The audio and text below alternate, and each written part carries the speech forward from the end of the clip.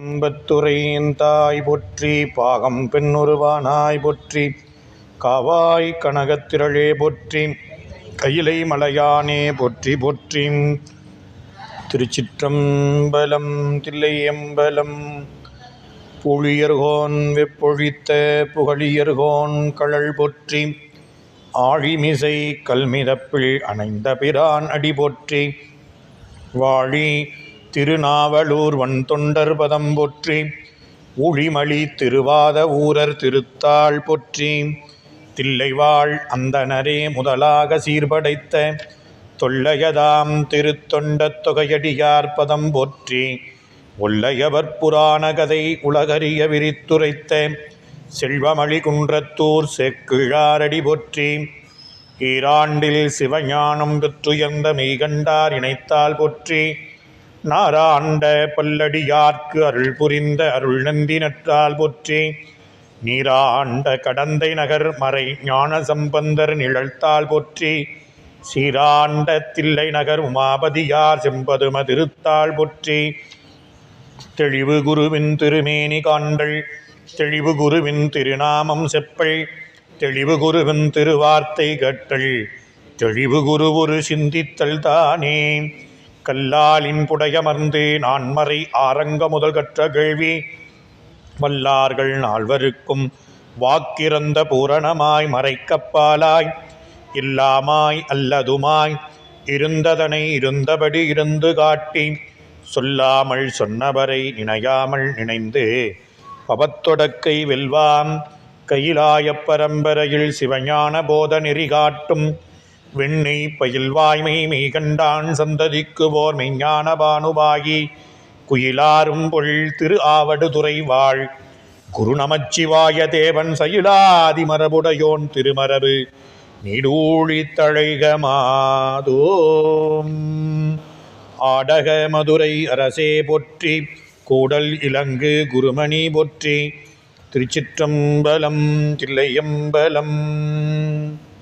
ஈர்த்தென்னை ஆட்கொண்ட அருள் தரும் அங்கையர்கண்ணித்தாயாருடனமர் அருள்நிறை செந்தமிழ் சொக்கநாத பெருமானுடைய திருவடி தாமரைகளை மனம் மொழி மெய்களாலே வணங்கி, இச்சிறியேனை இச்செந்நெறியிலே ஆற்றுப்படுத்தி வரக்கூடிய எந்தை பிரான் அருட்குருநாதருடைய பொன்னார் திருவடி தாமரைகளை மனம் வாக்கு காயத்தினாலே வணங்கி, ஞானாசிரிய பெருந்தகையினுடைய திருவடி தாமரைகளையும் மனமொழி மெய்களாலே வணங்கி, எழுந்தருள் இருக்கக்கூடிய அடியார் பெருமக்களுடைய திருவடி தாமரைகளையும் முக்கரணங்களினாலே வணங்கி, இல்லாமல்ல அருள் தரும் மரகதவள்ளி தாயார் உடனமர் அருள்நிறை பட்டியம்பெருமானுடைய பெரும் கருணையினாலும், நந்தம் பெருமக்களாக விளங்கக்கூடிய நாயன்மார் குருவருளாலும் திருத்தொண்டர் புராணமாகிய ஞான நூலினை தொடர்ந்து சிந்திப்பதற்கும் வழிபாடு செய்வதற்கும் வாய்ப்பு கிடைத்திருக்கிறது. அவ்வகையிலே திருவருளையும் குருவருளையும் மனமொழிமைகளாலே வணங்கி மகிழ்ந்து, எரிபத்த நாயனாருடைய புராணத்தை தொடர்ந்து சிந்திக்க முற்படுவோம்.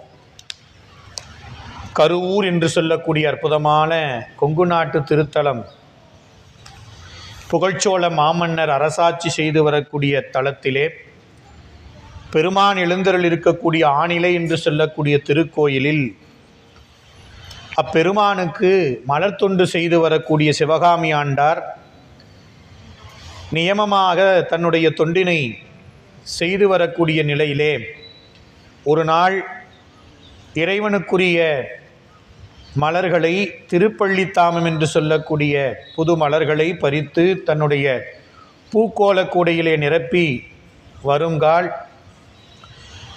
நவமி திருநாளுடைய அந்த விழாவிற்காக குளித்து ஆபரணங்கள் பூண்டு அணி செய்வதற்காக யானைப்பாகர்கள் மன்னனுடைய பட்டத்து யானையை நீர்நிலைக்கு அழைத்து வருகிறார்கள். நீர்நிலையில் நீராடிய கழிப்பினால் அந்த பட்டத்து யானைக்கு மதநீர் பொழிந்து மதம் பிடித்து மேலிருக்கக்கூடிய பாகர்களும் அருகிலே வரக்கூடிய பாகர்களுமாக அவர்களால் வழிநடத்த இயலாது, அது கட்டுக்கடங்காமல் சிவகாமி ஆண்டார் செல்லக்கூடிய அந்த தெருவிலே வந்து அவர்தம் கரத்திலே அந்த தண்டிலே மாட்டியிருந்த அந்த பூக்கூட கோலக்கூடையை பறித்து சிந்தியது.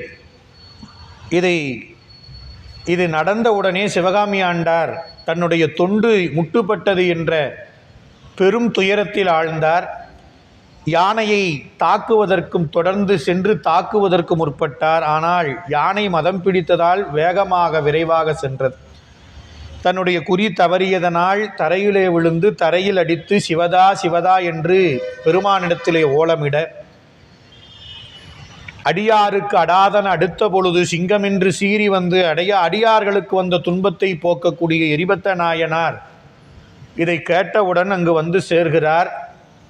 நிகழ்ந்தது சிவகாமி ஆண்டாரிடத்தில் கேட்பதற்கு முன்னதே அவர் ஓலமிட்ட அந்த குரலினால் நடந்ததை அறிந்து கொண்டு வந்தவர் சிவகாமி ஆண்டார் மேலும் சொல்ல, அந்த யானையை அது சென்ற வழியில் சென்று அதை எதிர்த்து தன்னுடைய மழுவினால், ஒளி திகழ்ந்த மழுவினாலே யானையினுடைய துதிக்கையை துணித்தார், பாகர்களையும் துணித்தார்.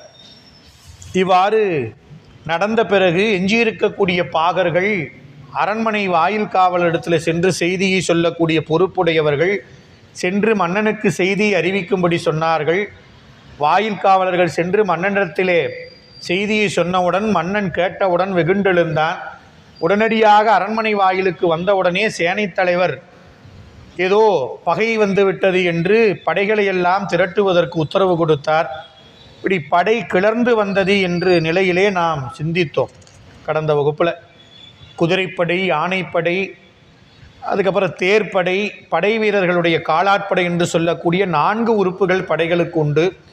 இந்த 4 வகையான படைகளும் திரண்டது. மங்கள சின்னங்கள் முழங்கின. ஒன்றோடு ஒன்று மோதிக்கொண்டு வேகமாக அந்த படைகள் எல்லாம் திரண்டு வருவது, வானத்திலே கருமேகங்கள் எல்லாம் ஒரு சேர அப்படி நகர்வது போல இருந்ததாக சேக்கிழார் பெருந்தகை நமக்கு காட்டினார். அப்படி வரும்பொழுது அங்கே அவர் நினைத்து வந்தது, ஏதோ பகை வந்து விட்டது, இப்போ நம்ம நாட்டிற்கு பகையாளர்கள் வந்து போர் தொடுக்க வந்திருக்கிறார்களோ எனவோ என்று சொல்லி வந்தவர் வந்து படையோடு நின்றவுடன் பகைப்புலத்தை காணவில்லை, பகையை காணவில்லை, பகைவரை காணவில்லை. ஒருவர் இருக்கிறார், ஒரு யானை இருக்கிறது 2 துதிக்கையோடு. அதை எரிபத்தர சேக்கிழார் காமிச்சார். ஏன்னா யானையினுடைய துதிக்கையை துணித்தவர் இல்லையா, அவர் சாதாரண கை இல்லை, அவர் துதிக்கை, 2 கை, 2 துதிக்கை. மணிவாசகர் சொல்வார், 2 கை யானையை ஒத்திருந்து. அப்படின்னா 2 கை யானைக்கு என்ன பொருள்னா திருவாசக வகுப்பில் கேட்டுக்க வேண்டியதான், திருவருள் கருணையினால். அதனால் நம்ம சேக்கிழார் பெரிய புராணத்தில் நிறைய கையாள்கிறார். அதனால் அந்த வகுப்பை நம்ம சிந்திப்போம். அவ்வாறு நேரே வந்து அங்கே நின்னவர் பகைவரை காணவில்லை. அப்படியே அங்கே அடுகளிர் என்ன நின்ற அன்பரை முன்பு கண்டான், பகைப்புலத்தவரை காணான். இப்படி அவ்வளவு படை திரண்டு வந்தவன் நின்று பார்த்தா எந்த பகைவரும் இல்லை. ஒரே ஒருத்தர் நிற்கிறார். எப்படி நிற்கிறாராம்? அடுகளிறு என்ன, ஒரு யானை போல நிற்கிறார். யாருங்க அவருனா, அவர் அன்பரை கண்டான் அப்படிங்கிற பாடலோடு கடந்த வகுப்பில் சிந்தித்தோம். தொடர்ந்து 35வது திருப்பாடலிருந்து இந்த வகுப்பில் சிந்திப்போம். பொன்தவள் அருவி குன்றம் என புரள் களிற்றின் முன்பு நின்றவர், களிற்றின் முன்பு நின்றவர் மன்றுள் என்றும் நிறுத்தமே புரியும் வெள்ளி குன்றவர் அடியாரானார். களிற்றின் முன்பு நின்றவர் அடியார் ஆனார். கொற்றவர் இவர் என்று ஓரான், வென்றவர் யாவர் என்றான், வெடிபட முழங்கும் சொல்லான். வந்து நின்ன மன்னவனுக்கு ஒரே என்ன சொல்றோம், ஆங்கிலத்தில் சொன்னோம்னா ஒரே என்னடா அது, நம்ம படை திரட்டி வந்த ஒரு பகைவரை பார்க்கலாம், வென்று வீழ்த்தலாம் அப்படின்னு பார்த்தா இங்கே யாரையுமே காணமே. இங்கே நிற்கிறவர் ஒரு அடியாரில் நிற்கிறாரு. யானையை கொன்றது யார், வென்றது யார் அப்படின்னு மன்னன் முழக்கமிடுகிறான். தெரியல, வந்து அவர் நினச்சி வந்தது பகைவரை நினச்சி வந்தார், பகைவரெலாம் இல்லை. அதனால் பொன்தவள் அருவிக்குன்றம் என புரள் களிற்றின் முன்பு. அப்படியே ஒரு யானை அப்படி இருக்குன்னா மலை மாதிரி இருக்குமா. இந்த மலையே என்ன பண்ணிட்டார் நாயனார்? நிறுத்திட்டார். குன்றம் அருவி அப்படின்னார். பொன்தவள் அருவி குன்றம் என புரள். குன்றம் அப்படிங்கிறது யானையை சொன்னார். அருவிங்கிறது எதை சொன்னார்னா அந்த யானையை துணித்தார் பாருங்க, வெட்டினார். அப்போ வெட்டினா அந்த குருதி, நம்ம உடம்புல ஒரு காயம் ஏற்பட்டால் என்ன பண்ணுங்க, அந்த ரத்தத்தை நிறுத்துறதுக்கு படாத பாடுபடணும். அப்படி நமக்கு அந்த குருதியானது அவ்வளவு வேகமாக விரைவாக வெளியேறும். மெய்ப்பொருள் நாயனாருடைய வரலாறுலேயே நம்ம பார்த்தோம் தெளிவாக. இப்போ நமக்கு அந்த உடம்புக்கு நம்ம உயிரை காப்பதற்கு ஒரு உதிரம் என்பது எவ்வளவு இன்றியமையாதது. அந்த மாதிரி இந்த குருதி நீரின் ஓட்டம் எப்படி இருக்குதான், அருவி போல் அந்த யானை துதிக்கையில், வெட்டப்பட்ட துதிக்கையிலிருந்து அருவி போல அந்த குருதி ஓடுகிறது. செந்நிறமான குருதி. அதனால் அதை பார்த்த உடனே பொன்தவள் அருவி, அப்படியே செம்மையான அந்த பொன்திகள் அருவி போல வரக்கூடிய குருதி நீர் ஓட்டம் எங்கேருந்து வருது? குன்றம். குன்றம்ங்கிற யானை. அதனால் யானையுடைய செந்நிற குருதியையும் செம்பொன்னின் துகளையும் சொன்னார். அப்படி வீழ்ந்து கிடக்கிறது யானை. அந்த யானைக்கு முன்பு நின்றவர் அங்கே ஒருத்தர் நிற்கிறார். யானைக்கு முன்பு நிற்கிறார். அவர் யார் தெரியுமா? அந்த யானைக்கு சொன்னார் சேக்கிலார், புரள் களிறுனார். பொன்தவள் அருவி குன்றம் என புரள் களிறு. இந்த யானை அப்படியே புரண்டு அப்படியே அலறுகிறது. அதனால் அந்த மரண வேதனையால் புரண்ட யானையின் முன்பு நின்றவர் யார் தெரியுமா? மன்றுள் என்றும் நிறுத்தமே புரியும் வெள்ளிக்குன்றவர் அடியாரானார். என்றும் நிறுத்தமே புரியும் வெள்ளிக்குன்றவர். எங்க? மன்றுள் நிறுத்தம் புரிகிறார், என்றும் நிறுத்தம் புரிகிறார்னார். மன்றுள் ஆடுகிறார் எப்பங்க? காலைல 9 மணிக்கு, அப்புறம் மதியானம் 12 மணிக்கு, சாயந்தரம் 4:30 மணிக்கு இந்த டைம். என்றும் அவர் ஆட்டம் என்றைக்குமே நிற்கிறது கிடையாது. நான் ஸ்டாப், இடையில்லாது அவர் ஆட்டம் நின்னா என்ன ஆகிறது? எதுவுமே இயங்காது. நம்ம திரைப்படத்தில் பார்த்துருப்போம்ல, நான் அசைந்தால் அப்படின்னு பாடுவார், பார்த்துருக்குறோம். அதனால் இறைவன் இயங்கலைன்னா அவன் நடராஜ பெருமானாக நின்று கூத்து இயற்றவில்லை என்றால் உலகத்தில் எதுவுமே இயங்காது. அதனால் சொன்னார், மன்று அப்படின்னா திரு அம்பலம், தில்லையில். அந்த தில்லையில் ஆடக்கூடிய நிறுத்தம்னா அருள் கூத்து, இறைவனுடைய அருள் கூத்து. எப்படி? வெள்ளிக்குன்று கையிலை மலை, வெள்ளிக்குன்றவர். மன்றுள் நிறுத்தம் புரிபவர் யார் அப்படின்னா வேற யாரும் இல்லைங்க, கைலாய மலையுள்ளார். அப்பர் சாமி பண்ணார்ல, எடுத்தோன்னே தில்லை சிற்றம்பலமும் கைலாய நாதனையே காணலான்னு திருச்சேத்திர கோவை பதிகத்தை எடுத்தீங்கன்னா அப்பர் சாமி எந்த தலத்தை சொல்கிறாரு? தில்லை சிற்றம்பலமும் செம்பொன்பள்ளி சிராப்பள்ளி அப்படின்னு சொல்லி கைலாயநாதனையே காணலாமே. இப்போ தில்லையில் ஆடக்கூடிய பெருமான் யாருங்க? வேற யாரும் இல்லைங்க, அவரே தான். வெள்ளிக்குன்றுனா கைலாய மலை, வெள்ளி வெற்பின் மேல் மரகத கொடின்னு பாடுறார். நம்ம ஏற்கனவே பார்த்துருக்குறோம். பொன்னின் வெண்திரு நீரு புனைந்தென பண்ணும் நீள் பனிமாழ்வரை பாலது. அப்படியே தங்க குன்று மேலே வெள்ளி துகளை தூணா எப்படி இருக்கும் அது மாதிரின்னு சொன்னார். அந்த வெள்ளிக்குன்று அப்படிங்கிறது கைலாய மலை, பனிமலையில் இருக்கை உடையார். நினச்சி பாருங்கள், சிவபெருமான் எப்படி இருக்கிறாரு. நமக்கு ஏதாவது ஒரு கிளைமேட் கொஞ்சம் முன்னப்பின் நினச்சினாவே என்ன ஆகிடுது? கிளைமேட் சேஞ்ச் ஆகிடுச்சிங்க, உடம்பு ஒத்துக்கலங்கிறோம். சாமி இருக்கிற இடம் எதுங்க? பனிமலை. அதே பனிமலையில் இருக்கிறார். இது எல்லாவற்றையும் கடந்த இடம். அவர் கூத்து நடத்துகிற இடம் எது கேட்டிங்கன்னா தில்லை. தில்லை என்பது ஆகாயத்தலம். ஆகாயம்னா என்ன அர்த்தம்னா ஞான வெளி, ஞானமயமாக இருக்கக்கூடிய அந்த வெளியில் கூத்து இயற்றுகிறார். அப்போ இன்பமாகிய அந்த நிறைவு அவர் இருக்கை வெள்ளிமலை. அந்த வெள்ளிமலைங்கிற கைலாய மலை எப்படின்னா, சேக்கிழார் சொன்னார், புண்ணியம் திரண்டது போலது கைலாயம். கைலாய மலை என்னன்னு கேட்டிங்கன்னா, புண்ணியமெல்லாம் இந்த உலகத்தில் இருக்கிற புண்ணியமெல்லாம் திரண்டு இருக்கிறதாங்க கைலாயம். புண்ணியத்தினுடைய திரட்சி அப்படியே திரண்டு இருக்கிற கைலாய மலை. அந்த வெள்ளிக்குன்றவருடைய அடியாரானார் களிற்றின் முன்பு நின்றவர். பகைவர் எங்கேயா? இங்க இருக்கிறவர் அடியவர். பகைவர் எங்க? கொற்றவர் இவர் என்று ஓரான். இவர் நமக்கு பகையாளி கிடையாது. கொன்றவர் இவர் என்று ஓரான். இவர் அடியார், அதனால இவர் கொண்டு இருக்க மாட்டார் யானை அப்படின்னு புகழ்ச்சோழ மன்னர், அவரும் ஒரு அன்பர் தான், அடியார். அவர் நினைக்கிறாரு கொற்றவர் இவர் என்று ஓரான். இந்த யானையை துணித்தவர் இவர்னு நினைக்கல புகழ்ச்சோழர். யார்? எரிபத்தர் தான் யானையை கொன்றார்னு புகழ்ச்சோழர் நினைக்கல. அதனால அடியாராதலின் இவர் கொன்றிருப்பார் என்ற எண்ணம் அவருக்கு அப்படியே ஒரு வாறு தெரியல. அவர் தான் கொண்டு இருப்பாரா? இல்லையே, இவர் அடியாராச்சே, இவர் கொண்டு இருக்க மாட்டார். வென்றவர் யாவர் அப்படின்னா யாரு வென்றவர்?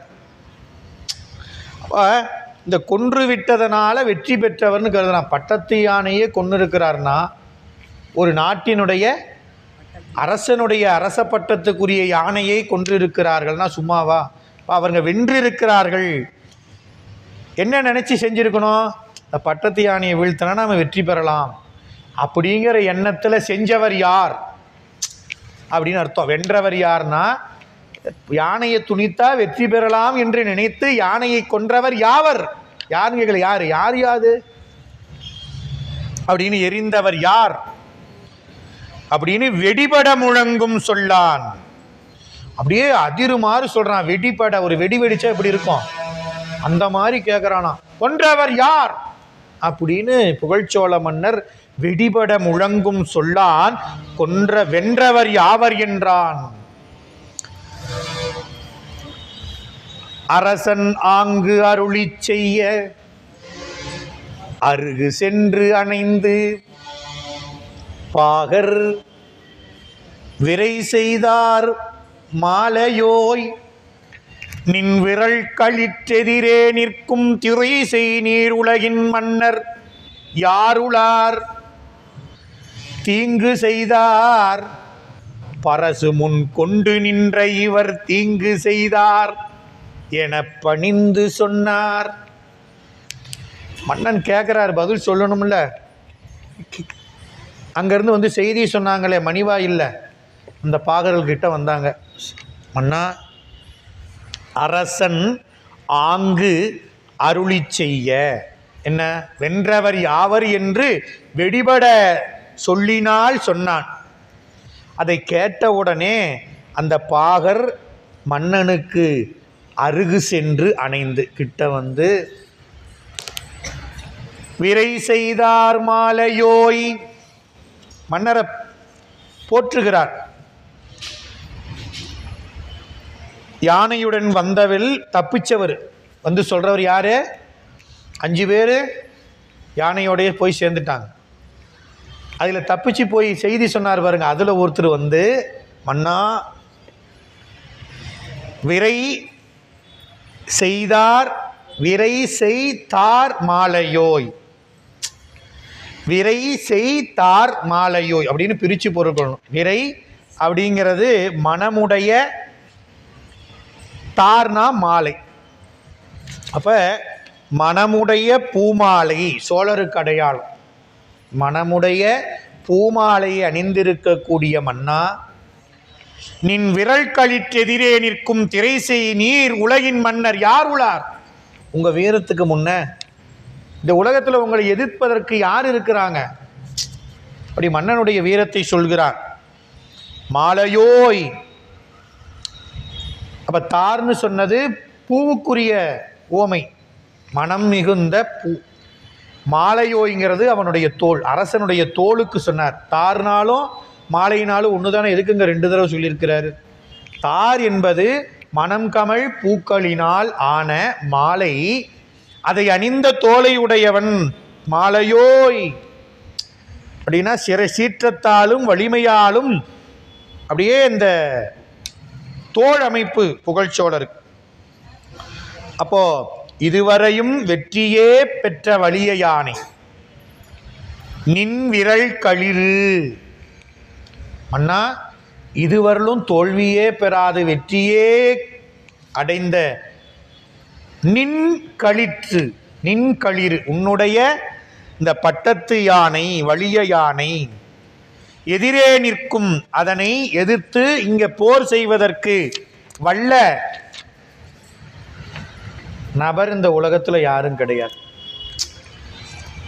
திரைசை நீர் உலகு, அலைகளுடைய இந்த கடல் சூழ்ந்த உலகத்தில் நின்னுடைய பட்டத்து யானையை எதிர்த்து போரிடுவதற்கு வலிமையுடைய நபர் யாரும் கிடையாது. அப்ப யார் கொன்னா? அதுக்கு சொன்னாரு, நீதியாலும் உலகில் எவரும் உமக்கு பகைவர் இல்லை. உம்முடைய ஆட்சி, உன்னுடைய அந்த திறம், உன்னுடைய வலிமை வீரம், இதனால உமக்கு பகையா வர்றதுக்கு யாரும் இல்லை. யார் உளர் அப்படின்னார். பகையரசர் ஒருவரும் எதிர்த்து நில்லா வண்ணம் உலகத்தை வென்று காக்கக்கூடிய உமக்கு யார் உளார்? யாரும் கிடையாது. பரசு முன் கொண்டு நின்ற இவர் தீங்கு செய்தார். வேற யாரும் இல்லை மன்னா. நீங்க ஒருத்தர் சொல்றீங்களே, ஆமா கொற்றவர் அப்படின்னு சொன்னீங்களே, இவர் என்று ஓரான் அப்படின்னு சேக்கில சொன்னார். நீங்க யாரு கொண்டு இருக்க மாட்டான்னு நினைச்சீங்களோ, முன் பரசு கொண்டு நின்ற இவர் நின் விரல் களிற்று முள் பரசு கொண்டு நிற்கக்கூடிய இவர் தீங்கு செய்தார் அப்படின்னு பாகர் சொல்றார். பாகர் சொல்றாரு தீங்கு செய்தார் அப்படின்னு. அதை பார்த்துங்க. என்ன சொன்னாரு? இந்த தீய செயல் செய்தவர் உலகத்தில் வேற யாரும் இந்த தைரியமான விஷயத்தை செய்ய முடியாது. ஏன்னா உன்னுடைய வலிமைக்கும் உன்னுடைய அரசாட்சிக்கும் திறத்துக்கும் எதிரில் யாரும் நிற்க முடியாது. இங்கு நிற்கிறாரே பரசு வச்சுக்கிட்டு, இவர்தான் இந்த தீமை செயலை செய்தவர். யார் செஞ்சான்னு கேட்டதுக்கு பாகர் பதில் சொல்லிட்டார்.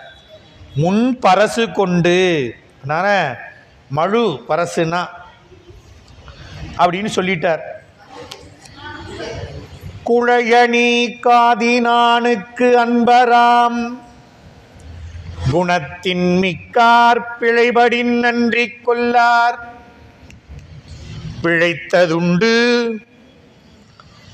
என்று உட்கொண்டு மழை மதையானை சேனை வரவினை மாற்றி மற்ற உழைவயப் புறவி மேல் நின்றிழிந்தனன் உலக மன்னன்.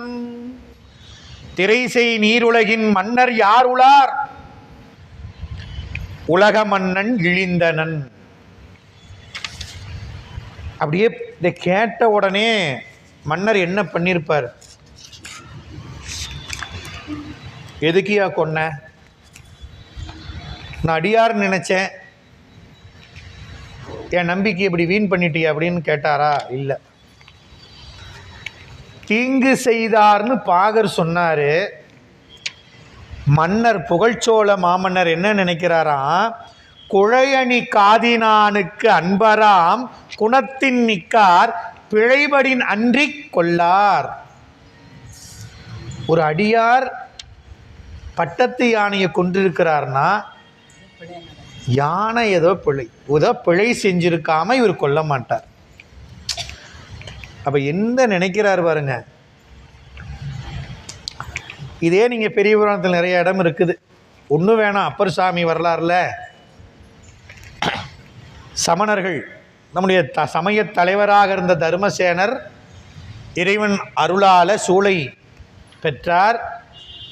அப்புறம் கருணையினால் சைவ சமயம் சார்ந்தார். இப்படி போய் மன்னன்ட்ட சொல்கிறப்ப மன்னன் என்ன பண்ணார்? இப்படி யோசனை பண்ணி பார்த்தாரானா இல்லை, அவருக்கு தண்டனை கொடுக்கலாம், அப்படியே ஆகட்டும். ஒரு சமயத்தலைவராக இருந்தார், இப்படி பண்ணுவாரா, என்ன நடந்ததுன்னு அந்த அரசன் யோசிச்சானா? ஏன் ஒரு தன்மைத்து இல்லை. சிவகாமி ஆண்டார், எரிபத்தர், புகழ்ச்சோழர் இவங்கெல்லாம் ஒரு தன்மைத்து, எல்லாம் உள்ள சிவம் அங்கே இல்லை. அதனால் என்ன பண்ணார்? அப்படியே சுண்ணாம்பு காலவையில் போடலாமா? ஆகட்டும். தப்பிச்சிட்டார். அடுத்து என்ன பண்ணலாம்? பாலில் விஷம் கலந்து கொடுக்கலாம், ஆகட்டும். அதுலேயும் தப்பிச்சார். அடுத்து என்ன பண்ணலாம்? மத யானையை விட்டு மிதிக்க வைக்கலாம், அப்படியே ஆகட்டும். அதுலேயும் தப்பிச்சிட்டார். என்ன பண்ணலாம்? பெரிய கல்லை கட்டி கடலில், அப்படியே ஆகட்டும். ஆனால் இங்கே புகழ்ச்சோழர் என்ன கேட்டார்? தீங்கு செய்தார்னு பாகர் சொன்னார். ஆனால் வந்து பார்த்த வாட்டி தெரியுதான் அடியவர் நிற்கிறாரு. குழையணி காதினானுக்கு அன்பாராம் நிற்பவர் யாரு? சங்கக்குழையை காதில் அணிந்திருக்கக்கூடிய சிவபெருமானுடைய அன்பர். தேவாரம் இருக்குது, சங்க குழையாய் செவியா அழகா அவியா அனலேந்தி கங்குள் புறங்காட்டாடி அடியார் கவலை கலையாயேன்னு நம்பியார் ஒரு தேவாரம் இருக்குது. அதனால் அந்த அவர் காதில் அணிந்திருக்கக்கூடிய குழை இருக்குது பாருங்க, சங்கக்குழை. அருமையான அந்த இறைவனுக்குரிய பாகமான வலது காதிலே குழை அணிந்திருப்பார் இறைவர். இடது காதிலே அம்மைக்குரிய பாகம், அதில் தோடு அணிந்திருப்பார். அந்த குழையை சொன்னார், வலப்பாகம் வலக்காதில் அந்த குழை எதுக்கு அணிஞ்சிருக்கிறார் அப்படின்னா, இந்த குழை என்பது வீரத்திற்கு அடையாளம். காலில் கழல் என்பதும் காதில் குழை என்பதும் வீரத்திற்கு அடையாளம்.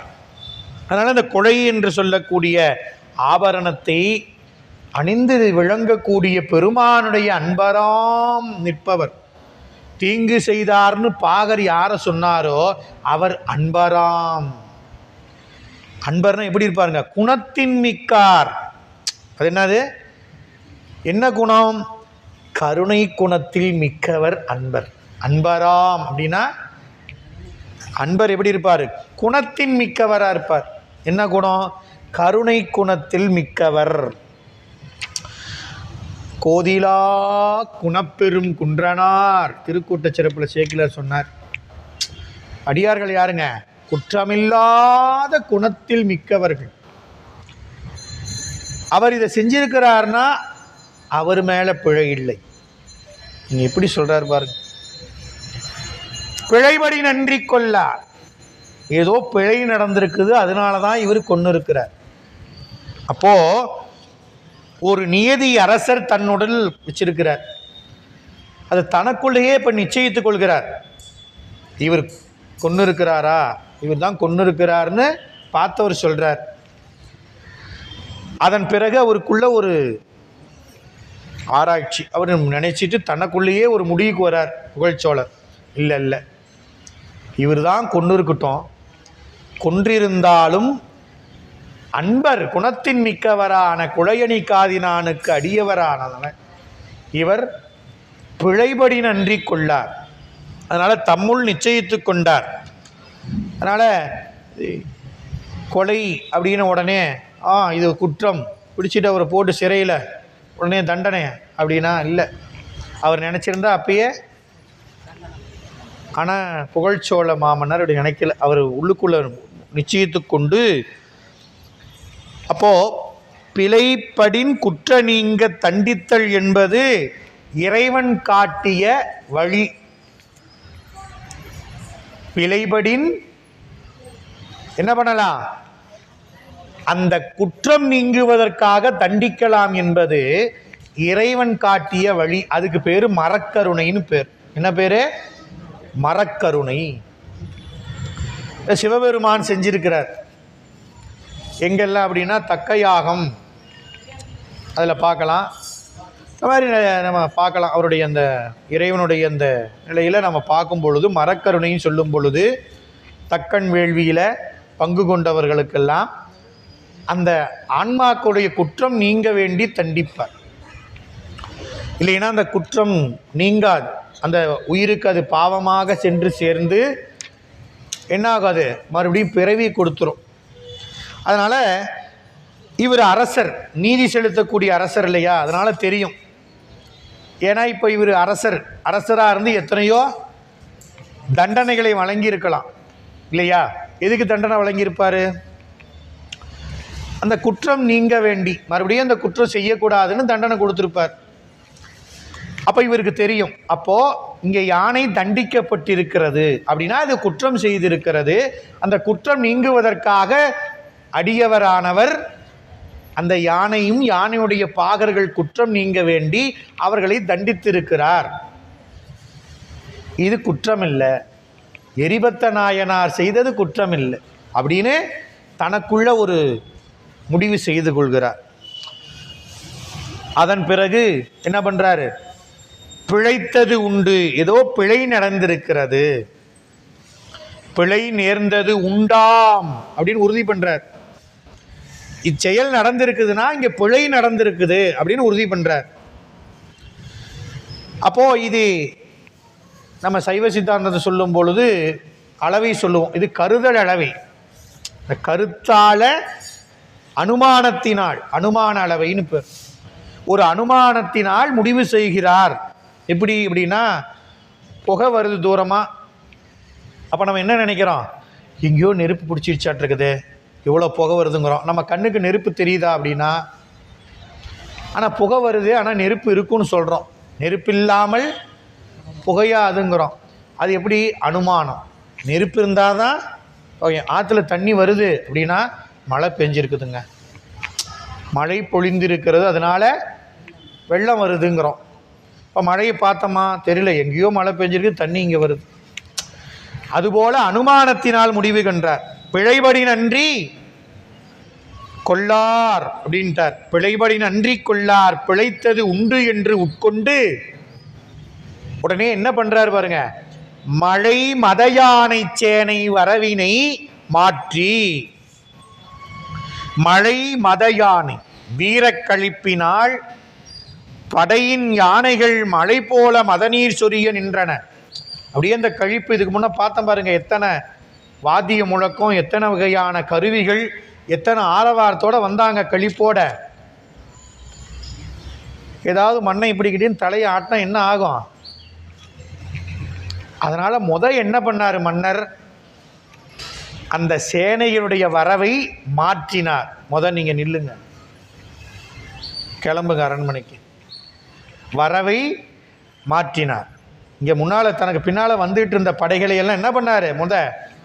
முதல்ல நீங்கள் கிளம்புங்க அப்படின்னு அதான் சொல்கிறார் பாருங்க. மழை மதயானை சேனை வரவினை மாற்றினார். ஊழிக்காற்று போல மேன்மேல் எல்லாம் முட்டி மோதிக்கிட்டு யானை, குதிரைப்படை, தேர்ப்பட, காலாட்படை எல்லாம் வேல் வாழ் இந்த பலகை எல்லாம் எடுத்துக்கிட்டு வந்தாங்க பாருங்க. எல்லாத்தையும் என்ன பண்ணாரு? வரவினை மாற்றினார். அழிவு செய்ய முயற்சியின் மிக்கு வேகத்தால் வந்தார்கள். ஏன்? உண்மை அறியாததனால. இப்போ உண்மை அறிஞ்சாச்சு மன்னன், அதனால இங்கே வேலை இல்லை. சேனை வரவினை மேற்கொண்டு நீங்கள் வர வேணாம், திரும்பி போகலாம் அப்படின்னு வரவினை மாற்றி அடுத்து என்ன பண்ணாரு? மற்ற உழைவய புறவி மேல் நின்று இழிந்தனன் உலக மன்னன். மற்ற உழை, இப்போ சேனைகள் நிறுத்திய இடத்திலிருந்து மன்னன் என்ன பண்ணாரு? அவங்கெல்லாம் நிறுத்திட்டு தனியாக குதிரையில் வந்தார். அப்படியே வெற்றிக்கு இடமாகிய புறவி, அவர் வரக்கூடிய அந்த புறவினா குதிரை, அப்படியே வந்தார். கொஞ்சம் முன்னால் வந்து வெற்றியினிடத்து, இந்த வெற்றிக்கு காரணமாக விளங்கக்கூடிய அந்த வெற்றியை தரக்கூடிய குதிரையின் மீதிருந்து மேல் நின்று இழிந்தனன். குதிரைக்கு மேலே இருந்தவர் கீழே இறங்கினார். யாரு? உலக மன்னன். உன்னை யாரு? பாகர் என்ன சொன்னாரு? உலகத்தில் யாருளார் அப்படின்னாரு பாருங்க. இங்கே சொன்னாரு உலக மன்னன். உலகத்தாருக்கு மன்னனாவதன்றி, இந்த உலகத்துக்கு வேணா ஒரு மன்னனாக இருக்கலாம். மன்னர் மட்டும் இல்லைங்க, அடியாரிடத்தில் தொண்டரிடத்தில் தாழ்ந்தவர். அப்படிங்கிறத சேக்கிழார் இங்கே காமிக்கிறார். உடனே அதை யூகித்து கொண்டு அனுமானித்த உடனே என்ன பண்ணார், சேனைகளை நிறுத்தினார். கொஞ்சம் தூரம் அப்படியே குதிரை மேலே வந்து இந்த சேனைப்படையிலிருந்து கொஞ்சம் தூரம் தனியாக வந்து அப்படியே அந்த குதிரையிலிருந்து கீழே இறங்குகிறார்.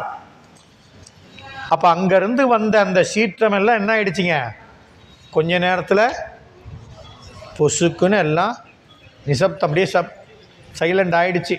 என்னடா நடக்குது அப்படின்னு சேனைகள்லாம் பார்க்குற அப்படியே நிற்கிறாங்க. சீற்றமும் மாறி சிவ அபராதத்தில் அச்சம் மிக்கது.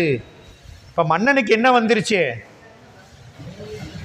ஒரு அடியார் யானையை துணித்திருக்கிறார்னா இங்கே நடந்தது சாதாரண பிழை இல்லை, சிவ அபராதம். ஐயோ, சிவ அபராதத்துக்கு நான் ஆளாயிட்டனே. இப்போ அவர் நெஞ்சில் என்ன நினைக்கிறாரு புகழ்ச்சோழர், சிவ அபராதத்திற்கு நான் ஆளாகிவிட்டேன், இதற்கு கழுவாய் தேட வேண்டும் முடிவு பண்ணிட்டார். அங்கேருந்து வந்தது எதுக்கு வந்தார், யாரா யானையை கொண்டது இன்னைக்கு உண்டு இல்லைன்னு பண்ணிடுறேன்னு படையை திருத்தி வந்தவர் இங்கே வந்த உடனே அடியவரை பார்த்த உடனே பிழை நடந்திருக்குது, அது சிவாபராதம், அவரிடத்துல பணிந்து நான் கழுவாய் தேட வேண்டும், நீங்களாம் போங்கன்ட்டார். மைத்தடம் குன்று போலும் மதக்களித்தெதிரே இந்த மீத்தவர் சென்ற போது வேறொன்றும் புகுதாவிட்ட அத்தவம் உடையேன் ஆனேன், அம்பலவாணர் அன்பர் இத்தனை முனியக் கெட்டேன் என்கொலோ பிழை என்று அஞ்சி. அப்படியே உள்ளுக்குள்ள அவரு என்ன சொல்ற, ஆங்கிலத்தில் சொன்னால் மைண்ட் வாய்ஸ் அப்படிங்கிறமே, அப்படியே உள்ளுக்குள்ள அடாடா சிவ அபராதம் நடந்துடுச்சே அப்படின்னு உள்ளுக்குள்ள நினைக்கிறாராம். மை தடம் குன்று போலும் மதக்களிறு. அப்போ இது யானை எரிபத்த நாயனால் துணித்து கீழே வீழ்வதற்கு முன்ன அந்த யானை எப்பேற்பட்டது தெரியுமா, மைத்தடம் குன்று போலும் மதக்களிறு, மதம் பிடிச்ச களிறு, மலை போன்ற அந்த பெரிய களிறு, குன்று போல இருக்கக்கூடிய களிறு முன்னிருந்த நிலை பெண்ணாயிடுச்சு. எதிரே மெய்த்தவர் சென்ற போது, அப்போ இந்த குன்று போல மலை போல இருக்கக்கூடிய யானை முன்னை நிலையை மெய்த்தவர் ஆனிலையப்பரை வழிபடும் தொழில் உடையவர், இறைவர்க்கு உரிமை பூண்டவருக்கு தொண்டு செய்யக்கூடியவர், பழைய பரசும் தூய பரசும் எடுக்க பெற்றவர், இவரை கண்டால் இவர் தோற்றத்தை பார்த்தாவே தெரியுதுங்க இவர் மெய்த்தவமுடையவர். மெய்த்தவர் சென்ற போது, அப்போ இவருடைய வேடமே மெய்த்தவ வேடம், அதனால மெய்த்தவ வேடத்தை தாங்கியதனால இவரோ மெய்த்தவர் என்று கொண்டு ஒழுகினார் புகழ்ச்சோழர். ஏனாதிநாதர் புராணம் மெய்ப்பொருள் நாயனார் புராணத்தில் பார்த்தோம், மெய்த்தவ வேடமே மெய்ப்பொருள். திருவேடத்தை பார்த்த உடனே அது மெய்த்தவர் என்று அறிந்தார்.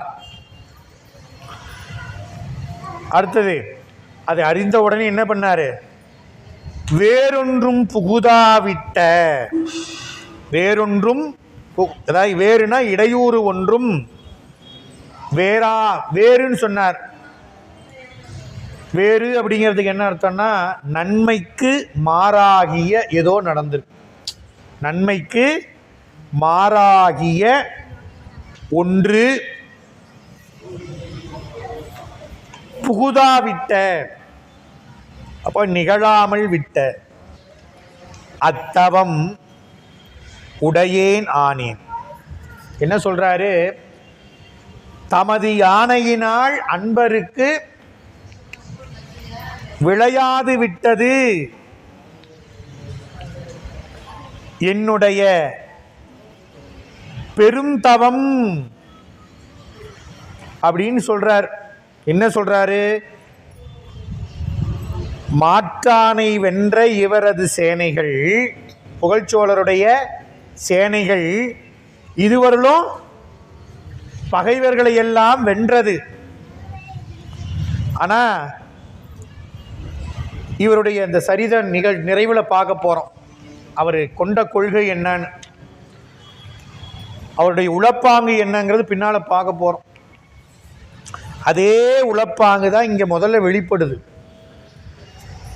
யானை செய்த சிவாபராதத்திற்கு பொறுப்பு தான் என்று நினைக்கிறார். மைத்தடம் குன்று போலும் மதக்களிர் எதிரே இந்த மெய்த்தவர் சென்ற போது வேறொன்றும் புகுதாவிட்ட அத்தவம் உடையனாவினேன். அதாவது இவருடைய அந்த கொள்கையை இந்த இடத்துல சொன்னார் சேக்கிழார். அம்பலவாணர் அன்பர் இத்தனை முனிய கெட்டேன். மன்றுளே நிறுத்தம் புரியும் அம்பலவானருடைய அன்பராம் குணத்தின் மிக்கார் பிழைபடி நன்றி கொள்ள மாட்டார். அத்தகைய அருட்குணம் மிக்கவர், அருட்குணம் மிக்க இவர் கோபித்து யானையை துணிக்கும்படி நடந்துவிட்டதே. அத்தவம் உடையனானேன் இத்தனை முனிய கெட்டேன். ஐயோ, இதுகாலும் தவமுடையவன் நினைச்சிட்டு இருந்தனே என்ன நான், ஆனா கெட்டேன். இன்னைக்கு சிவாபராதம் நடந்து விட்டது. அதனால இந்த இடத்துல சொல்ல இத்தனையும் இத்தனை முனிய கெட்டேன்னார். இத்தனைனா இவ்வளவுன்னு அர்த்தம். இத்தனை யாமாற்றை அப்படின்னு தேவாரம். இத்தனைனா இவ்வளவு, இத்தனையும் எம்பரமோ அப்படிம்பார் அப்பர் சாமி. ஐயோ அப்படிம்பார். ஆச்சரியம், சாமி எனக்கு போய் இவ்வளவு கருணை செஞ்சீங்களா? இத்தனையும் எம்பரமோ, அதான் இத்தனைனா இவ்வளவு, இந்த அளவுக்கு நடந்து விட்டதே கெட்டேன் அப்படின்னார். என்கொலோ பிழை என்றஞ்சி, என்ன நடந்ததுன்னு தெரியல, ஆனா பிழை நடந்திருக்குது, சிவபராதம் முடிவு பண்ணிட்டார். ஏன்? மெய்த்தவர் இருக்கிறாரு, மெய்த்தவர் கண்டித்திருக்கிறாரு அப்படின்னா பிழை நடந்திருக்குது. அது என்ன பிழைன்னு தெரியல. என்கொலோ பிழை என்று அஞ்சுகிறார். அன்பர் கொடுத்த இந்த பெரும் தண்டனைக்கு சாதாரண பிழையா இருக்காது, இது பெரும் தண்டனை. அதனால செஞ்சிருக்கிறது பெரும் பிழையாதான் இருக்கணும். என்கொலோ பிழை இத்தனை முனிய கெட்டேன். யானையே வெட்டியிருக்கிறார்னா எவ்வளவு பெரிய பிழை நடந்திருக்குமோ தெரியலையே அப்படின்னு அஞ்சி, அவர் வரவர்களும் பார்த்தவங்கெல்லாம் அஞ்சி நடுங்கினாங்க. ஐயோ, மன்னர் சேனையெல்லாம் புறப்பட்டுருச்சு, அவ்வளோதான் வந்தவங்க கதி அப்படின்னு. இப்போ மன்னர் அஞ்சுகிறார். இப்போ அவர் உலகத்துக்கு மன்னர், ஆனால் அவர் கொண்ட கொள்கையில் இப்போ நிற்கிறார். அதனால் அஞ்சி, எதுக்காக அஞ்சுகிறாரு? தன் உயிருக்கோ தன்னுடைய உடைமைக்கோ ஏதோ அஞ்சுகிறாரா? கிடையாது. சிவ அபராதம் நடந்து விட்டது, அதுக்கு என்ன கழுவாய்? ஒன்றுமே இல்லையே. இந்த அபராதத்துக்கு என்ன பரிசு? மறுபடியும் பாவத்தை கணக்கில் சாமி ஏற்றி மறுபடியும் பிறவி கொடுத்துருவாரே. இப்போதானே ஒரு வழியா இந்த தவத்தில் வந்து நின்னோம். இந்த தவம் உடையேன் ஆனேன் என்று நினைச்சிருந்த வேளையில் இப்படி ஆயிடுச்சு அப்படின்னு அஞ்சுகிறார். பிழைக்கு அஞ்சுவர் பெரியர். பெரியவங்களை பிழைக்கு, எந்த பிழை? சிவநிந்தனைக்கும் சிவ அபராதத்திற்கும் அஞ்சி வாழ்ந்தார்கள் அடியார்கள். அதனால அப்படி அஞ்சுகிறார். செறிந்தவர் தம்மை நீக்கி அன்பர் முன் தொழுது சென்று இது அறிந்திலேன் அடியேன் அங்கு கேட்டது ஒன்று அதுதான் நிற்க மறிந்த இக்களிற்றின் குற்றம் பாகரோடு இதனை மாழ எறிந்ததே போதுமாதான் அருள் செய்யும் என்று நின்றார். அவர் புகழ்ச்சோழ மன்னருடைய அந்த அருள் உள்ளத்தை சேக்கிழார் காமிக்கிற அந்த 2 பாட்டுலையும் என்ன கேட்டாரு, என்ன பிழை நடந்துச்சுன்னு கேட்கலிங்க. அவர் பிழை நடந்துருச்சுன்னு தான் முடிவு பண்ணிட்டாரு. மறுபடியும் வந்து என்ன பிழை நடந்துச்சுன்னு கேட்டாரா? இல்லை. சாமி, நடந்த பிழைக்கு யானையும் பாகரையும் கொன்னா மட்டும் போதுமா? இப்போ என்ன பண்ணிட்டாரு, தன்னுடைய உயிரை கொடுப்பது தான் இதுக்கு கழுவாயின்னு முடிவு பண்ணிட்டார். இந்த பாட்டில் கேட்குறாரு பாருங்க, செறிந்தவர் தம்மை நீக்கி அந்த யானைப்பட்ட அந்த படுகளத்திடை அரசர் செல்ல இடையூறாக இருந்த பரிசனங்களை எல்லாம் நீக்கினார். நவருங்கப்பா அப்படின்னா என்ன அர்த்தம்? என்ன பரிசனம் அப்படின்னா நம்ம கூட இருக்கிறது தான். வேற என்ன பரிசனம்லாம் தனியாக நமக்கு இருக்குது. நமக்கும் சாமி படைச்சிருக்கிறார் கூடவே ஏகப்பட்ட பரிசனங்கள். நாமெல்லாம் தனியாள் கிடையாது. நமக்கும் ஏகப்பட்ட படைகளை சாமி படைச்சிருக்கிறார். மணிவாசகர் சொல்லுவார், ஞானவாள் எந்தும் மையர் நாதப்பறை அரைமில் அப்படின்னு சொல்லுவார். மாயப்படை வாராமே அப்படியே நமக்கு அது அந்த இடத்துல சொன்னார். அரசருடைய பரிசனங்கள்னு ஒரு பொருள் இன்னும் ஆழ்ந்து பார்த்தீங்கன்னா ஆன்மாவுடன் சேர்ந்து இருக்கக்கூடிய இந்திரியங்கள் தான் பரிசனம். இப்போ இதெல்லாம் நீக்கவும் தான் அரசர் என்ன பண்ணாரு, இந்த சிவபராதத்திற்கு கழுவாய் தன்னுடைய உயிர் அப்படின்னு முடிவு பண்ணார். இந்த பரிசனங்களை நீக்கலினா என்ன பண்ணியிருக்கோம்? போய் யானை வெட்டிட்டாரு, போனால் இன்னொரு யானை அப்படின்ட்டு போயிருக்கலாம். ஏன் போகலை அவரு? ஏன்? ஆன்மாவை மயக்கி வினையிலே வீழ்த்துவன நம்மோட இருக்கக்கூடிய பரிசனங்கள். கண்ணு, காது, மூக்கு, நாக்கு, இந்த உடம்பு, இந்த 5 பேர் என்ன பண்ணுவாங்க? அதான் சைவ சித்தாந்தத்தில் நமக்கு அருமையாக சொன்னார் மெய்கண்டார். ஐம்புல வேடரின் அயர்ந்து என வளர்ந்து. நாம் எப்படி வளர்றோன்ட்டார். சும்மா நீங்கள் நினைக்காதீங்க, நம்ம எனக்கு என்னங்க நாலாம் பாருங்க எல்லாம் நான் அயர்ந்து வளர்கிறான். எப்படி வளர்றோம்? ஐம்புல வேடரின் அயர்ந்தனை வளர்ந்து. அருமையாக சொல்லிட்டார். அவர் என்ன சொன்னார்? ஒரு அரசகுமாரனாக பிறந்து அரசகுமாரன் என்பதை மறந்து வேடர்கள் கூட சேர்ந்ததுனால நான் வேட கூட்டத்தில் ஒருவன் நினைச்சு வேடுவன் மகனாக வாழ்ந்து கொண்டு இருக்குது. எது? ஆன்மா. நம்ம யாரு? ஆன்மாங்கிறது அரசன். அரசன் யாரு? சிவபெருமான். சிவபெருமானுடைய அரசகுமாரனாக இருக்கக்கூடிய ஆன்மா எப்பொழுதும் சிவபெருமான் திருவடிக்கு சிவலோகத்தில் இருக்கக்கூடிய திறன் ஆற்றல் தகுதி பெற்றது ஆன்மா.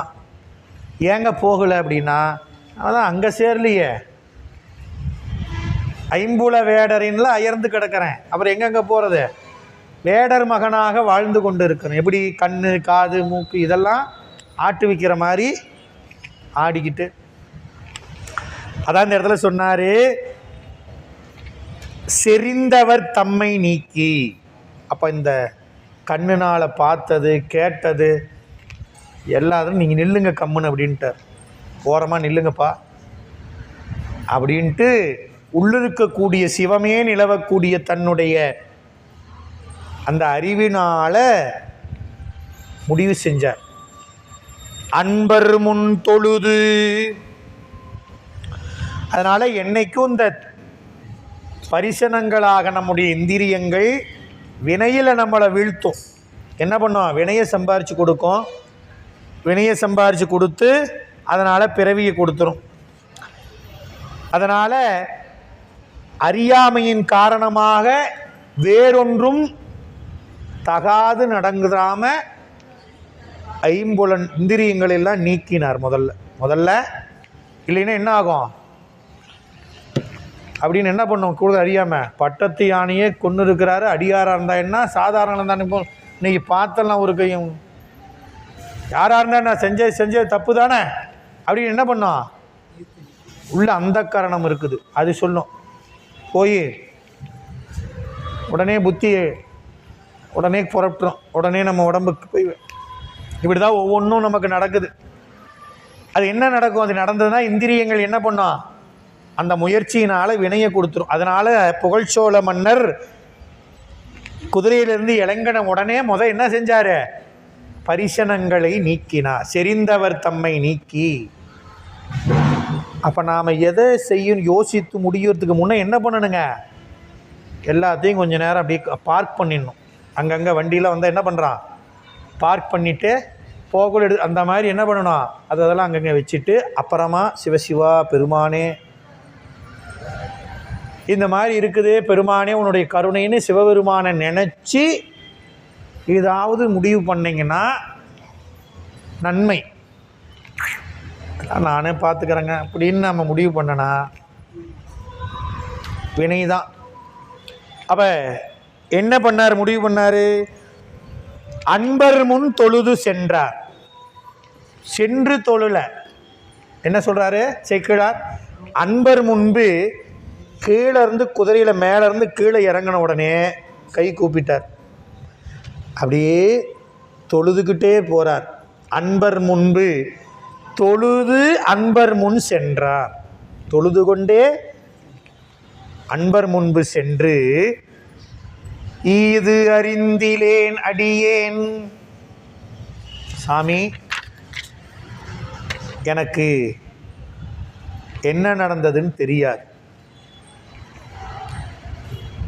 அங்கு கேட்டது ஒன்று, நான் அரண்மனையில் இருக்கிற போது நான் கேட்டது ஒன்றா இருக்குது,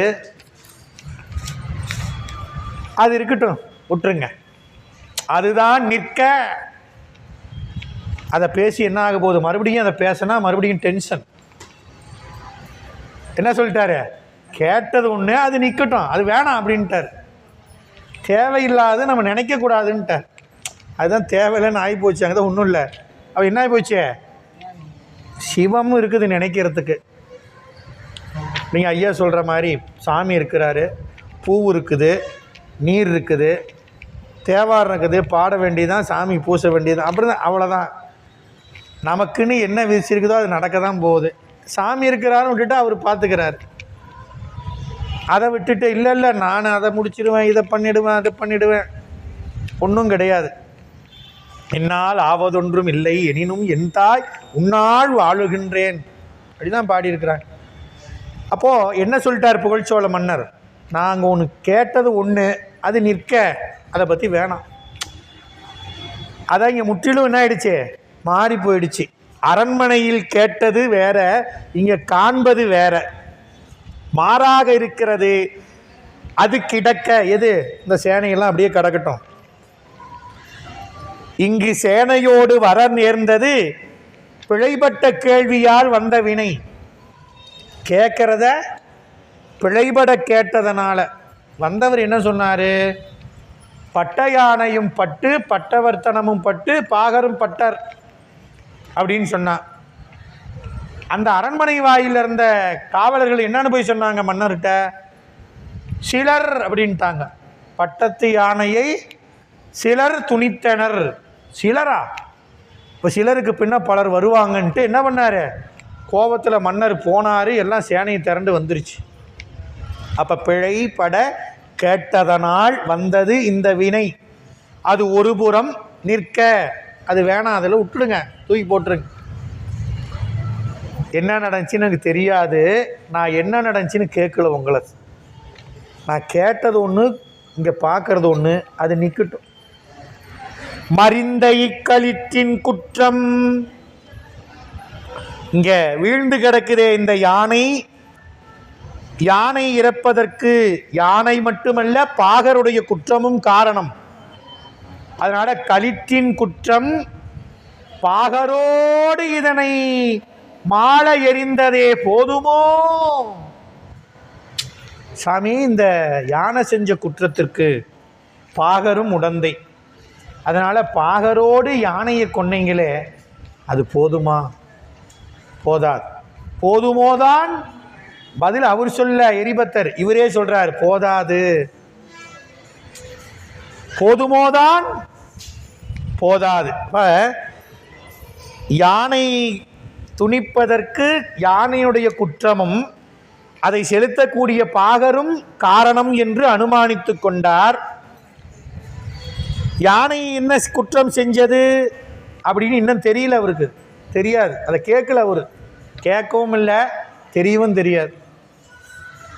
ஆனால் என்ன சொல்றாரு, இந்த குற்றத்திற்கு நீங்க கொடுத்த தண்டனை போதுமா? போதாது பதிலும் சொல்றார். அதனால அருள் செய்யும் என்று நின்றார். அதனால சுவாமி, இந்த யானையும் பாகரும் ஆளும்படி எரிந்தது போதுமா? அன்பர்பார் பிழைப்பட்டதென்று உட்கொண்டதனால இதெல்லாம் சொல்றார். தொழுது சென்றதும் அருள் செய்யும் என்றும் நிற்கிறார் புகழ்ச்சோழராகிய உலக மன்னர் அம்பலவானுடைய அன்பர் முன்னால நிற்கிறார். நீங்க அருள் செய்யுங்கனர். என்ன செய்யணும் சொல்ல, அருள் செய்யும்.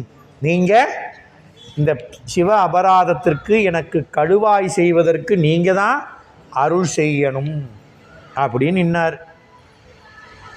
அப்படியே சேக்கிழார் பெருமான் கேமராவை அப்படியே திருப்புறார், எரிபத்த நாயனாரை காமிக்கிறார். அப்படியே அவர் பரசு அப்படியே கையில் வச்சு அடுகளிர் என்ன நின்றார் அப்படின்னு காமிச்சார் பாருங்க. அப்படியே அந்த காட்சி கண்டினியூ ஆகுது. இப்போ என்ன ஆகிறார் எரிபத்த நாயனார்? மன்னவன் தன்னை நோக்கி வானவர் ஈசர் நேசர் சென்னி இன் துங்க வேளம் சிவகாமி ஆண்டார் கொய்து பன்னகா பரணர் சாத்த கொடுவரும் பள்ளித்தாமம் தன்னை முன்பறித்து சிந்த தரைபட துணித்து வீழ்த்தேன். இப்படி தொழுது வந்து மன்னர் கேட்கிறாரு. இதை பார்த்த உடனே எரிபத்தர் அடாடா அருள் செய்யும் அப்படிங்க நிற்கிறாரு. அப்படியே இந்த மன்னவன் தன்னை நோக்கினார். வானவர் ஈசர் நேசர், வானவர்களுக்கெல்லாம் ஈசர், தேவர்களுக்கெல்லாம் தலைவனாக இருக்கக்கூடிய மாதேவர். வானவர் ஈசர்னா யாரு? மாதேவர். இறைவனுக்கு மாதேவன் பேர். யாதோர் தேவர் எனப்படுவார்க்கெல்லாம், யாரெல்லாம் தேவர் தேவர் தேவர்னு சொல்லிட்டு இருக்கிறோமோ அவருக்கு மேலே அவருங்க, அவருக்கு மேலே அவருங்க, அவருக்கு மேலே அவருங்கிறமா, எல்லாருக்கும் மேலே ஒருத்தரே தான், அவருக்கு மேலே யாரும் இல்லை, அவர் தான் மாதேவர். எல்லாத்துக்கும் மேலே ஒருத்தர் சொல்லிக்கிட்டே இருக்கலாம், எல்லாத்துக்கும் மேலே அவர் தான், அவருக்கு மேலே யாரும் இல்லை. மேலோர்க்கும் மேலோர்க்கும் அப்படின்னு அடுக்கு தொடர் சொன்னார். அப்படின்னா நீங்கள் எத்தனை மேலோர் சொல்லிக்கோங்க, 1,00,000 பேர் சொல்கிறீங்களா, மேலோர் மேலோர் மேலோர், மேலோர்க்கும் மேலோர்க்கும்னா எல்லாத்துக்கும் மேலோய் போற்றி ஒருத்தன் தான் இருப்பான். ஒருவன் என்னும் ஒருவன் காண். மாதேவர். அந்த மாதேவருக்கு நேசர் யாரு? எரிபத்தரை சொல்றார் சேக்கிழார் பெருமான். மன்னவன் தன்னை நோக்கி வானவர் ஈசர் நேசர். நேசர்னா சிவன்பால் அன்பு வைத்தவர், நேசம்னா அன்பு. குழையணி காதினானுக்கு அன்பர், அம்பலவானருடைய தொண்டர் அப்படின்னாரு பாருங்க. அப்படியே மன்னனை பார்த்து சொல்றாரு சென்னி. சென்னி என்பது சோழர்களுடைய மரபு பெயர். மன்னவரே அப்படின்னு சொல்றோம்ல, சோழர்கள். ஏன் சென்னின்னு பேரு? ஏன் எரிபத்தர் சென்னினார்? பாகர் என்ன சொன்னார் முன்னால? உலகத்துல உன்னுடைய திறமனுடைய வீரத்துக்கு முன்னே யாரும் எதிர்த்து வரமாட்டாங்கன்னு உலகியல்ல சொன்னார் பாகர். ஆனால் எரிபத்தர் என்ன சொல்கிறாரு? அந்த மன்னனை போற்றக்கூடிய புகழக்கூடிய வார்த்தையாக சென்னினார். ஏன்? சோழ பெருமக்கள் சிவபெருமானுடைய திருவடியை எப்பொழுதும் சென்னியில் சூட்டி இருப்பவர்களாம். சென்னிமிசை பாதமலர். சென்னினா தலை. நீங்கள் நம்ம கூற்றுவநாயனார் அவர் இறைவன் திருவடியைத்தான் முடியாக சூட்டி கொண்டார். அப்படி இறைவன் திருவடியை வழி வழியாக தன்னுடைய முடி சென்னியில் சூட்டிக் கொள்பவர்கள். நீங்கள் மணிவாசகருடைய திருவாசகத்தில் 10 பாட்டு பாடியிருக்கிறார். அதில் இறைவனுடைய திருவடி என் சென்னி மண்ணி திகழுமே அப்படின்னு சென்னி 10 பாட்டு பாடியிருக்கிறார். தலைமுடியில் இறைவன் திருவடி திகழும் திகழும் திகழும்னு பாடியிருக்கிறார். தேவதேவன் மெய் சேவகன் தென்பெருந்துறை நாயகன் அப்படின்னு. அதான் இந்த இடத்துல சென்னி. இத்துங்க வேளம் இங்க கிடக்குதே, இத்துங்க வேளம் இந்த பெரிய உயர்ந்த யானை என்ன பண்ணிச்சு தெரியுமா? சிவகாமி ஆண்டார் கொய்து. எப்படி கொய்தார் முன்னையே பார்த்துட்டோம். ஒவ்வொரு நாளும் அன்பினால் பெரும்புலர் காலை சூரியன் உதிப்பதுக்கு முன்னே எழுந்து வைகரையில் காலை கடன்களை முடித்து குளிர்ந்த நீரில் நீராடி வாயும் கட்டி நந்தவனச்சோலை சென்று சிவபெருமானை நினைந்து கையினால் முன் பறித்த பழக்கம் கொண்டு அன்று அலர இருக்கக்கூடிய மலர்களை பறித்து பூக்கோள கூடையில் நிரப்பிக்கொண்டு கொய்து. மாணிக்கவாசர் சொல்றார்கள்ங்க, பூ கொய்யும் பொழுது பாடுறதுக்கு பாடியிருக்கிறார் திருவாசகத்தில். பூவள்ளி கொய்யாமோ பூவள்ளி, அந்த மாதிரி சிவகாமி ஆண்டார் கொய்திருக்கிறார்.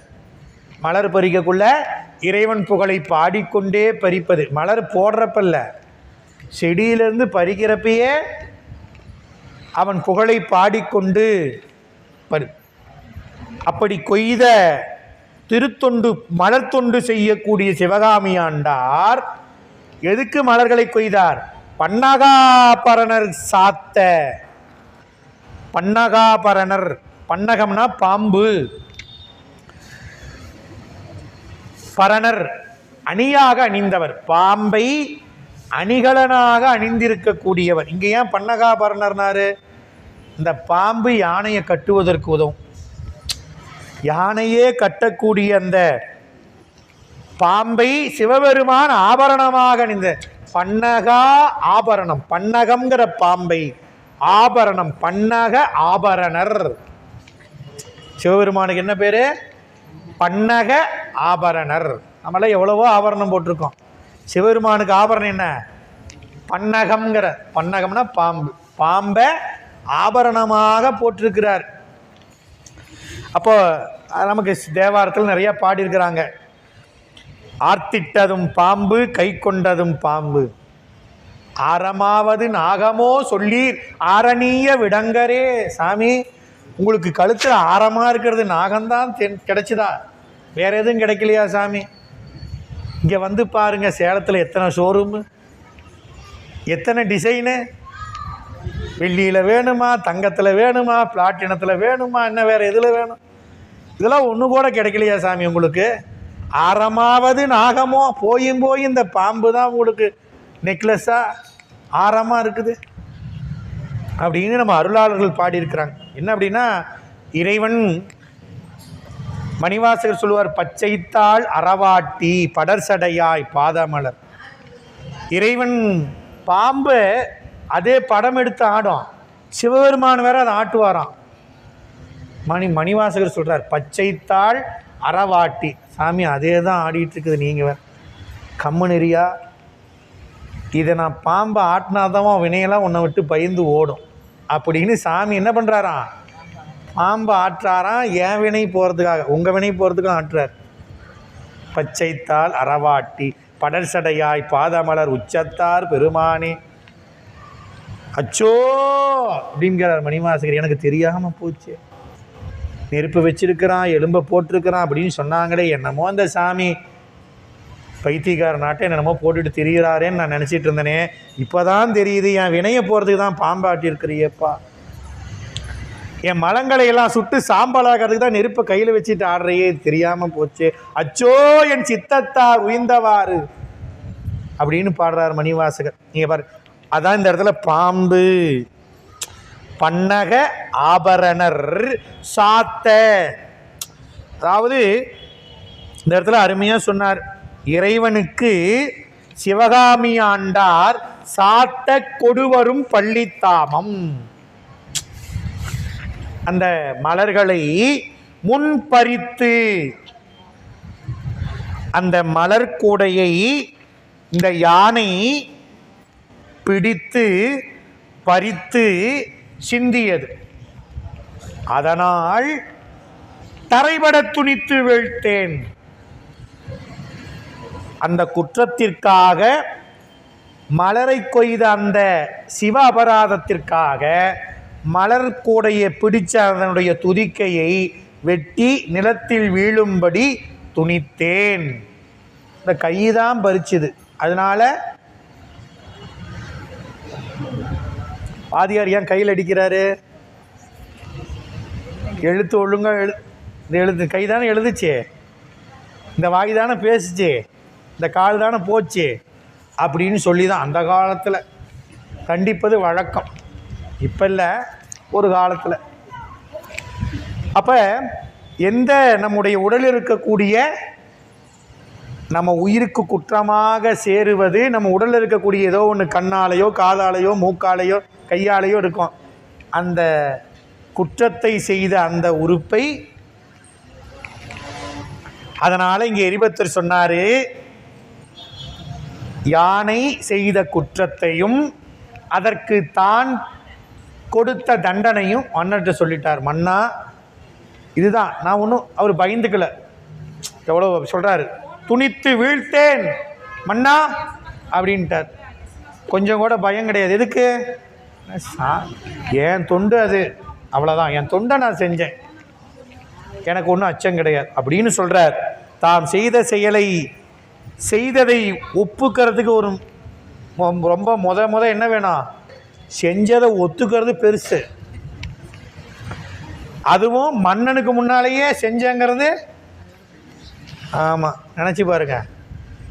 அங்கேயே நின்று மன்னன் வந்து பார்த்துட்டு அவர் முடிவு நிச்சயித்து அப்புறம் இறங்கி வந்து வணங்கி தொழுது கேட்டப்போ செயலை செஞ்சதை சொல்கிறார்.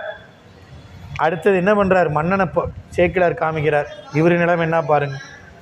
மாதங்கம் தீங்கு செய்ய வரு பரிக்காரர் தாமும் மீதங்கு கடவுவாரும் விளக்கிடாதொழிந்து பட்டார். இது இங்கு நிகழ்ந்தது என்றார் எரிபத்தர். என்ன? 5 பாதங்கள் முறையால் தாழ்ந்து பருவரை தடந்தோள் மன்னன். அது மட்டும் இல்லை, மறுபடியும் சொல்றார், மாதங்கம் தீங்கு செய்ய வரு பரிப்பாகர். மாதங்கம்னா யானை, வரு பரிக்காரர், யானைக்கு மேலையும் கூடையும் வராங்களே பரிக்காரர், பாகர்கள். அவங்க என்ன பண்ணியிருக்கணும்? யானையை தடுத்திருக்கணும்ல, தடுக்கல. இங்க நல்லா ஒன்று பாருங்க. புகழ்ச்சோழ மன்னர் வந்து என்ன குற்றம் நடந்ததுன்னு கேட்கல. அவர் என்ன கேட்டாரு? இந்த குற்றத்திற்கு யானையும் பாகரையும் கொன்றது போதுமா? போதாது, இன்னும் தண்டனை வேணும், நீங்க அருள் செய்யுங்கன்னார். இவர் என்ன சொல்றாரு? நான் கொன்னது இந்த குற்றத்துக்காக அப்படிங்கிறார். இவர் நிலை ரெண்டு பேர்த்தையும் சேக்கிழார் காமிக்கிறார் பாருங்க. மாதங்கம் தீங்கு செய்ய வரு பரிப்பாகர் தாமும் மீதங்கு கடவுவாரும் விளக்கிடாதொழிந்து பட்டார். யானையை தடுத்து வழி செலுத்தக்கூடிய பாகர்களும் அதை செய்யாது தவறிவிட்டார்கள். அதனால அவர்களும் இந்த மழுவால் எரியப்பட்டு இறந்தார்கள். இது இங்கு நிகழ்ந்தது, இதுதான் நடந்தது மன்னா என்றார் எரிபத்தர். ஆக இங்க சொல்றாரு, மேல் பாட்டில் முத பாட்டில் என்ன சொன்னாரு? தரைபட துணித்து வீழ்த்தேன். இந்த யானைய நான் துதிக்கையை துணித்து நான் வீழ்த்தினேன். ஏன்? யானைங்கிறது விலங்கு இல்லையா? அதனால அதை வீழ்த்தேன், பிழை செஞ்சதுனால. கூட வந்த 5 பேர் யாரு? பாகர்கள். அவங்களுக்கு அறிவு இருக்குதா இல்லையா? அவங்க தடுத்து வழி நடத்தியிருக்கணும்ல. அதனால் அவங்க குற்றம் செஞ்சு அவங்களே செத்துட்டாங்க. வீழ்த்தேன்னாரு. 2வது பாட்டில் சொல்கிறப்போ விளக்கிடாது பரிக்காரர் தாமும் ஒழிந்து பட்டார். அவங்களே ஒழிஞ்சிட்டாங்க. ஏன்? அவங்க தான் குற்றம் செஞ்சாங்க, அதனால் அவங்களே ஒழிந்து பட்டார்கள். இந்த 2ஐயும் 2 விதமாக சொல்கிறார். யானையை வீழ்த்தேன் என்கிறார், பாகர் ஒழிந்து பட்டார் என்கிறார். ஏன்? அறிவு முதிர்ந்த பாகர் தம்முடைய கடமையை வலுவாமல் செஞ்சிருக்கணும், செய்யலை. அதனால் அதன் காரணமாக அவரே வீழ்ந்தார் அப்படின்ட்டார். உடனே என்ன அப்படின்னு மன்னர் வியக்கிறார். என்ன? வியத்தலை விட இன்னும் பயம், அச்சம். என்ன குற்றம்னு தெரியாதப்பயே பயம். ஐயோ சிவபராதம் நிகழ்ந்துட்டதுன்னு. இப்போ இதுதான் நடந்ததுன்னு சொன்ன உடனே இன்னும் அவருக்கு பயம். ஐயோ, ஒரு அடியவர் இறைவனுக்கு செய்ய மலர் தொண்டை இந்த யானை கெடுத்து விட்டதே. இன்னும் என்ன ஆயிடுச்சு? பயம், அச்சம், அஞ்சி, ஏற்கனவே ஒரு அஞ்சி. என்ன பிழை நடந்ததோ என்று அஞ்சினார். இப்ப இந்த பிழைதான் நடந்ததோன்னு இன்னும் அஞ்சுகிறார். பாதங்கள் முறையால் தாழ்ந்து பருவரை தடர்ந்தோள் மன்னன் என்ன பண்ணாரா? இதை கேட்ட உடனே சுவாமி திருச்சிற்றம்பலம், முறையால் பாதங்களை தொழுதார் புகழ்ச்சோழர். யார் பாதத்தை? எரிபத்தருடைய பாதங்களை அஞ்சி முறையால் தாழ்ந்து பருவரை தடர்ந்தோள் மன்னன். முன்ன சொன்னாரு, திரள் விரை செய் தார் மாலையோய் அப்படின்னு தன்னுடைய வீரர்கள் சொன்னாங்களே. அப்படிப்பட்ட தோல் வலிமையுடைய புகழ்ச்சோழ மன்னர் எரிபத்த நாயனாருங்கிற அடியவரை முறையால் தாழ்கிறார். என்னங்க முறை? வணங்கிறதுக்கு முறை இருக்குது. அஞ்சுறுப்பினால் வழங்குதல். 2 முழங்கால மண்டி போட்டு கை தலை, 2 கை காலு தலை, 5 உறுப்பினால் வணங்குதல். 8 உறுப்பினால் வணங்குதல். அப்படியே நெடுஞ்சான் கடையாக விழுந்து வணங்கினா 2 காது காலு கை இதெல்லாம் உடம்பெல்லாம் படுற மாதிரி வணங்குவது 8 உறுப்பு வணக்கம், அட்டாங்க வணக்கம், பஞ்சாங்க வணக்கம்னு வடமொழியில். இப்படி முறையால் இப்படிலாம் வணங்கணுமோ அப்படியே வணங்குகிறார். பாதங்கள் முறையால் தாழ்ந்து அப்படியே முறையாக வணங்கி, யாரு? பருவரை தடந்தோள் மன்னன் வணங்கி அப்புறம் எழுந்து சொல்றார். என்ன சொல்றாரு? அங்கனர் அடியார் தம்மை செய்த இவ் அபராதத்துக்கு இங்கு இது தன்னால் போதாது, என்னையும் கொள்ள வேண்டும், என்னையும் கொள்ள வேண்டும். மங்கள மழுவாள் கொள்கை வழக்கும் அன்று இதுவாம் என்று செங்கையால் உடைவாள் வாங்கி கொடுத்தனர் தீர்வு நேர்வார். என்ன பாருங்க, எவ்வளவு அன்பு இருந்தா இதை செய்ய முடியும்னு பாருங்க. நான் செஞ்ச குற்றத்தையே நான் ஒப்புக்க மாட்டேன்.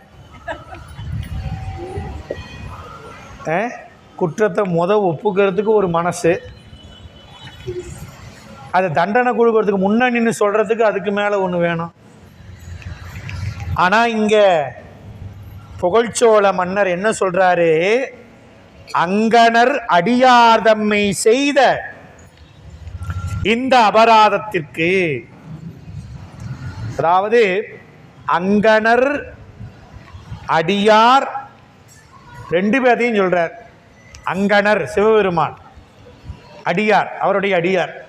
அங்கனருக்கும் அடியாருக்கும், அங்கனர் தம்மையும் அடியார் தம்மையும் செய்த இந்த அபராதம், சிவகாமி ஆண்டார் செய்கிற தொண்டு தடைப்பட்டுச்சு. 1. 2வது, சாமிக்கு மாலை இல்லை. அவருக்கும் பிழை செஞ்சாச்சு, இவருக்கும் பிழை செஞ்சிருச்சு. யார் சொல்றா? பட்டத்து யானைக்கு உரிமையுடைய மன்னன் சொல்றார். அங்க எரிபத்தர் சொன்னார் என்ன? பன்னகாபரணருக்கு சாத்த வேண்டிய மலரை சிவகாமி ஆண்டார் கொய்த மலரை சிந்தியது, பன்னக ஆபரணருக்கு சாத்த வேண்டிய மலரை சிந்தியது. ரெண்டு சொல்லிட்டாரா?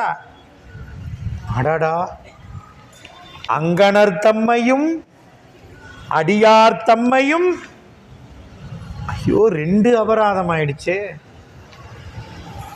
அதனால அவ்வளவுதான். இதுக்கு கழுவாய் பெருமானே, இங்கு இது தன்னால் போதாது. ரெண்டு அபராதம் நடந்திருக்குது, அதுக்கு காரணம் நான். முதல்ல சிவ அபராதம்னாரு எரிபத்த நாயனார், இது நடந்ததுன்னு அறிவிச்ச உடனே ஒன்னு இல்ல ரெண்டு சிவ அபராதம். அதனால இனியும் தாழ்த்தக்கூடாது, என்னையும் கொள்ள வேண்டும். இந்தாங்க என்ன சொல்றாரு? ஆனா ஒண்ணு சாமி, உங்க கையில வச்சிருக்கிற மழுவினால் என்ன கொள்ளாதீங்க. மங்கள மழுவாள் கொள்கை வழக்கும் அன்று. நீ என்னையும் கொள்ள வேண்டும்ட்டு மறுபடியும் சொல்றாரு பாருங்க, எவ்வளவு அன்பு பாருங்க அவருக்கு. இந்த அபராதத்திற்கு தீர்வு யானையும் பாகரையும் கொன்றது மட்டும் போதாது, அதனால இந்த பெரிய அபராதத்திற்கு தீர்வு ஏற்படாது, என்னையும் கொள்ள வேண்டும். தீர்ப்பு எழுதிட்டார். என்னையும் கொன்னையினாதான் இந்த அபராதத்துக்கு தீர்வு, வேற எந்த தீர்வும் கிடையாது. அப்படியே நீங்க மனுநீதிச்சோதனுடைய வரலாறு பார்த்தீங்கன்னா எல்லாம் சொன்னாங்க. அண்ணா அந்த நூலில் சுமார் ஒரு 200 ஆண்டுகளுக்கு முன்ன இந்த மாதிரி ஒன்று நடந்தது. நாம் சொல்கிறோமே, அலகாபாத் நீதிமன்றத்தில் இந்த மாதிரி தீர்ப்பு கொடுத்துருக்குறாங்க கணம் கோர்ட்டார் அவர்களே, அதனால் இந்த தீர்ப்பை அடிப்படையாக கொண்டு தாங்களும் என்னுடைய கட்சிக்காரருக்கு விடுதலை தர வேண்டும்னு மேற்கோள் காட்டிக்காம். அந்த மாதிரி மனுநீதிச்சோழருக்கு அந்த அமைச்சர்களும் சொன்னாங்க, அதனால் ஒரு 1000 பசுவை தானம் பண்ணலாம். சரி, நான் 1000 பசுவில் 1,00,000 பசு கூட தானம் பண்ணுறேன். 1,00,000 பசு தானம் பண்ணி முடிச்ச வாட்டி இந்த தாய் பசுனுடைய துயரம் போகுமா? அது வேறங்க, அது வேற தான். அப்போ அந்த தாய் பசு என்ன துயரம் அடைகிறதோ அந்த துயரத்தை நானும் அடைஞ்சாதான் இந்த அபராதத்திற்கு கழுவாய். இப்போ அதே புகழ்ச்சோழ மன்னர் அதான் சொல்ற, என்னையும் கொள்ள வேண்டும், சிவபராதம் விளைத்த யானையினையும் யானையை வழிநடத்த தவறிய பாகரையும் வச்சிருந்தாலும் நான், அதனால நீங்க என்னதான் கொண்டு இருக்கணும் அப்படிங்கிற. இவங்களுக்கு நான் தான் இவங்களெல்லாம் வச்சிருந்தேன், இவங்க பிழை செஞ்சா இவங்க குற்றம் செஞ்சது. ஆமா, முதல்ல நீங்க என்னதான் கொல்லணும், என்ன கொள்வது தான் இதுக்கு தீர்வாகும் முடிவு அப்படின்னு சொன்னாரு. அதுக்கப்புறம் சொல்றாரு, மங்கள மழுவால் கொள்கை வழக்கும் அன்று. நீங்க இந்த தூய்மையான மங்களமான மழுவாயுதத்தினால் என்னை கொல்ல வேண்டாம், எனக்கு அந்த தகுதி இல்லை. அடியவர் கையில் இருக்கக்கூடிய இந்த ஆயுதத்தினால் என்னை கொள்வதற்கு எனக்கு தகுதி இல்லை. இது வந்து யானைக்கும் பாகருக்கும் கூட தகுதி இருந்திருக்குது, ஆனால் எனக்கு தகுதி இல்லை. அதனால மங்கள மழுவினால் கொள்வது வழக்கும் அன்று. ஏன்னா இந்த நீங்க மழுன்னு சொல்லும் பொழுது நம்ம விசார சருமனார் வரலாறுலையும் பார்க்கலாம், தாதையை தாளர வீசிய சண்டி. அதனால அது மங்களம் செய்யக்கூடிய மழு. அதனால அந்த மழுவினால் என்னை கொள்வது வேணாம், எனக்கு தகுதி இல்லை. இந்த ஆயுதத்தினால் என்னை கொள்வதற்கு எனக்கு தகுதி இல்லை சாமி. இதுவாம் இந்தாங்க என்ன கொடுக்கிறாரு என்று செங்கையில் உடைவாள் வாங்கி கொடுத்தனர் தீர்வு நேர்வார். தண்டனையை விட எழுதிட்டார், ஜட்ஜ்மெண்ட். இதுவாம் மங்களமழுவாள் கொள்ள வேணாம், இந்தாங்க அப்படின்னு தன்னுடைய செங்கையால் செம்மையான தன்னுடைய கரத்தினால் தன்னுடைய உடைவாளை வாங்கி கொடுத்தனர். உரையிலிருந்து உறைவாளை வாங்கி உருவி எரிபத்த நாயனார்கிட்ட கொடுக்கிறார். தீர்வு நேர்வார். நடந்த சிவாபராதத்திற்கு கழுவாகி தேடிக்கொள்ளக்கூடிய வகையில் புகழ்ச்சோழ மன்னர் தன்னுடைய உடைவாளை உருவி என்னையும் கொள்ள வேண்டும்னு பணிஞ்சு நிற்கிறார். அதனால் குற்றத்திற்கு தக்க கழுவாய் அவரே தேடிக்கிட்டார். வெந்தழல் சுடர்வாள் நீட்டும் வேந்தனை நோக்கி கெட்டேன்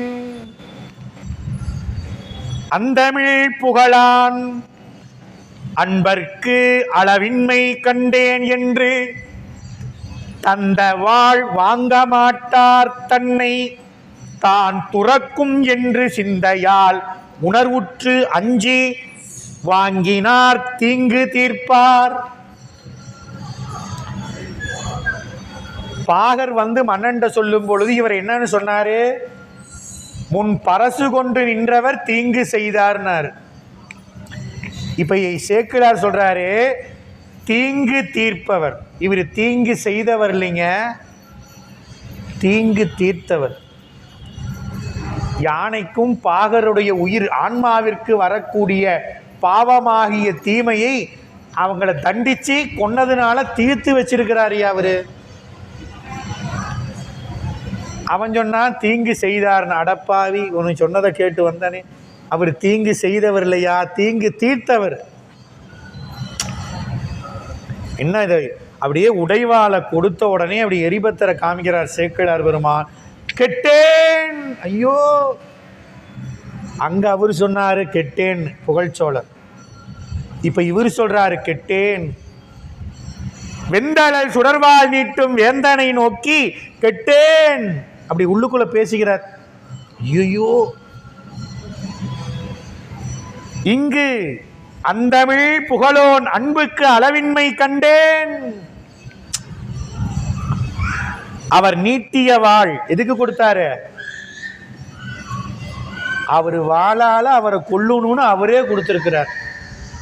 இதை கொடுத்த உடனே அவர் பார்த்தாரு, அப்படியே கெட்டேன் அப்படின்னு உள்ளத்துல நினைக்கிறார். ஐயோ, இவ்வளவு அன்புடையவரா, இவ்வளவு அன்புடையவரா, இது தெரியாம இப்படி செஞ்சிட்டனே அப்படின்னு இவரு நினைக்கிறார்.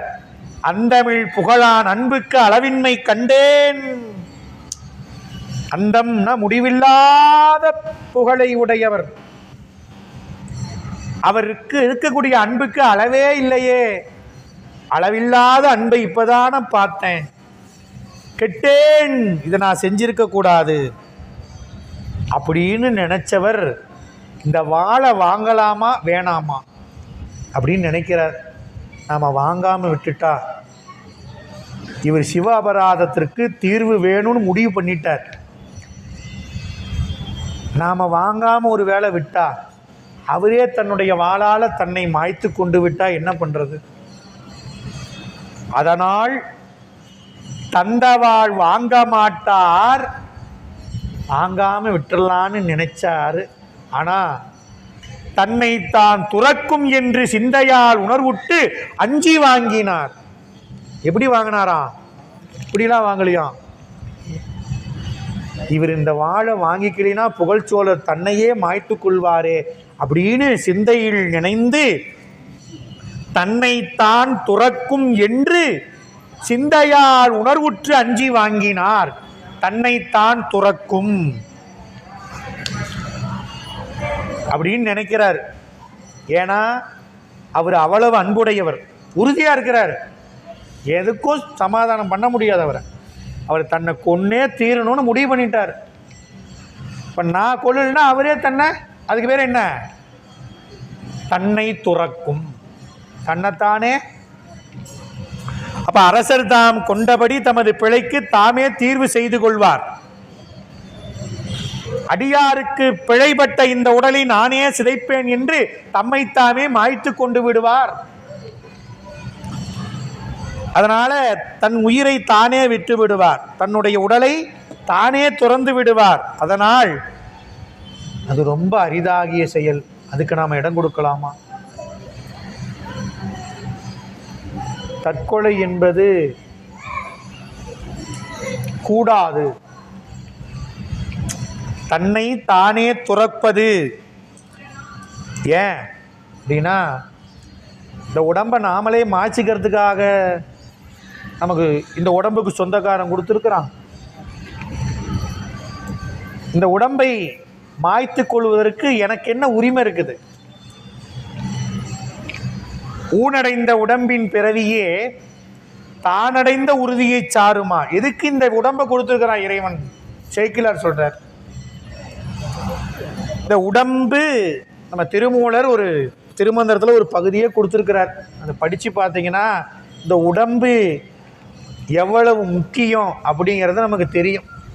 அதில் அருமையாக சொல்கிறாரு, உடம்பார் அழியில் உயிரால் அழிவர் திறம்பட மெய்ஞானம் சேரவும் மாட்டார். உடம்பை வளர்க்கும் உபாயம் அறிந்தே உடம்பை வளர்த்தேன், உயிர் வளர்த்தேன்கிறார். ஏன் அனுப்பிடுதாங்க நினச்சிக்கிட்டு இருந்தேன், என்னமோ இந்த உடம்பு என்னமோ கிடக்குது போயிட்டு போகுது அப்படின்னு கண்டுக்காமல் நானும் விட்டுட்டு இருந்தேன். அப்புறம்தான் என்னுடைய குருநாதர் உபதேசம் பண்ணார். அப்புறம் தான் உணர்ந்தேன், இந்த உடம்புக்குள்ளதான சிவபெருமான் குடியிருக்கிறாராமா. ஐயோ, இத்தனை நாளாக இது தெரியாமல் நான் இந்த உடம்பை பேணி பாதுகாக்காமல் விட்டுட்டனே. நினச்ச மாதிரி ஃபாஸ்ட்டு புட்டு, அப்புறம் நினச்ச நேரத்தில் தூங்குறது, நினச்சப்ப குளிக்கிறது, நினச்சப்பெல்லாம் சாப்பிட்றது, அப்புறம் இப்படி பலவாறு இந்த உடம்பை பேணி பாதுகாக்காமல் விட்டுட்டனே. உடம்புலே உத்தமன் கோயில் கொண்டான் என்று உடம்பினை யானிருந்து ஓம்புகின்றேன் திருமூலர் சொல்றார் இல்லையா? இந்த உடம்பு என்பது இறைவன் நமக்கு கொடுத்த பொக்கிஷம். அப்பர் சாமி தில்லையில போய் கூத்தப்பெருமானை பார்க்கிறார். பார்த்த உடனே என்ன கேட்கிறார் சாமிகிட்டனா, குனித்த புருவமும் கொவ்வை செவ்வாயில் குமிழ் சிரிப்பும் பனித்த சடையும் பவளம் போல் மேனியில் பால் வெந்நீரும் இனித்தமுடன் எடுத்த பொற்பாதமும் காணப்பெற்றால் மனித்த பிறவியும் வேண்டுவதே. சாமி, உங்கள் இந்த அருமையான அருள் திருக்கோலத்தை பார்க்கணுன்னா எனக்கு இன்னொரு பிறவி கொடுங்க, மனித பிறவியாக கொடுங்க அப்படின்னு கேட்குறார். எதுக்கு? இறைவன் அருள் கோலத்தை பார்க்கணும். இறைவனை தொழுவதற்கு இந்த உடம்பு, அவனை தொழுது சென்று அவனை சேர்வதற்கு தான் இந்த உடம்பே தவிர எனக்கு பிடிக்கலைன்னா அதுக்கெல்லாம் இந்த உடம்பு இல்லை. அது பாவத்திலேயே மிகப்பெரிய பாவம் நம்முடைய நூல்கள் சொல்லுது. சாமி கேட்பார் போனோடனே மேலே, என்னப்பா? இல்லை சாமி, நானே என்ன, நீயே ஒன்னையா? யாரு தெரியுமா? நான் கொடுத்தையா, நான் தான் எடுக்கணும். உனக்கு என்ன உரிமை? உரிமை இல்லாத செய்த குற்றத்திற்காக உனக்கு 8 பிறவி அப்படின்னு அங்கே எடுப்பார் எழுதி. ஆமாம், இன்னைக்கு உலகத்தில் சாதாரணமாக போயிடுச்சு இல்லைங்களா? சின்ன குழந்தையிலேருந்து வயசானவர்கள் இன்றைக்கெல்லாம் சாதாரணமாக போச்சு. என்னமோ தற்கொலைன்னு. இந்த உடம்பு என்பது அவன் கொடுத்தது, அவனை தொழுவதற்கும் அவனை சார்வதற்குரியது. இது எப்போ அவன் ஒடுக்கணும்னு அவனுக்கு தான் தெரியும், அது அவன் வேலை. என்ன நடந்தாலும் சிவசிவான அனுபவிச்சு கிடைக்கிறது தான் நம்ம வேலை. இல்லை இது எனக்கு வேணாம் அப்படின்னு முடிவு பண்ணுற உரிமையும் அதிகாரமும் நமக்கு 200% கிடையாது. அப்படி செஞ்சால் அது மிகப்பெரிய குற்றம், பாவம். அதனால் அந்த பாவத்திற்கு புகழ்ச்சோழரை ஆளாக்கிடக்கூடாதுன்னு எரிபத்த நாயனார் அஞ்சி அந்த உடைவாளை வாங்கினார். அப்படி வாங்கினவர் யாரு? தீங்கு தீர்ப்பார் அஞ்சி வாங்கினார். அவர் கொடுக்கிறவரும் உடைவாளை வாங்கி கொடுத்தார். வாங்கினவரும் வாங்கி, அது என்னங்க 2 இடத்துலையும் வாங்கினார் அப்படின்னா, அவரு தீங்கை தவிர்ப்பதற்காக வாங்கினார், தீங்கு தீர்ப்பதற்காக வாங்கினார். புகழ்ச்சோழர் தீர்வு நேர்வதற்காக வாங்கினார். ரெண்டு இடத்துலையும் வாங்கினார். வாங்கி கொடுத்தார் தீர்வு நேர்வார், வாங்கினார் தீங்கு தீர்ப்பார். வாங்கினோன்னு என்ன பண்ணாரு புகழ்ச்சோழர்?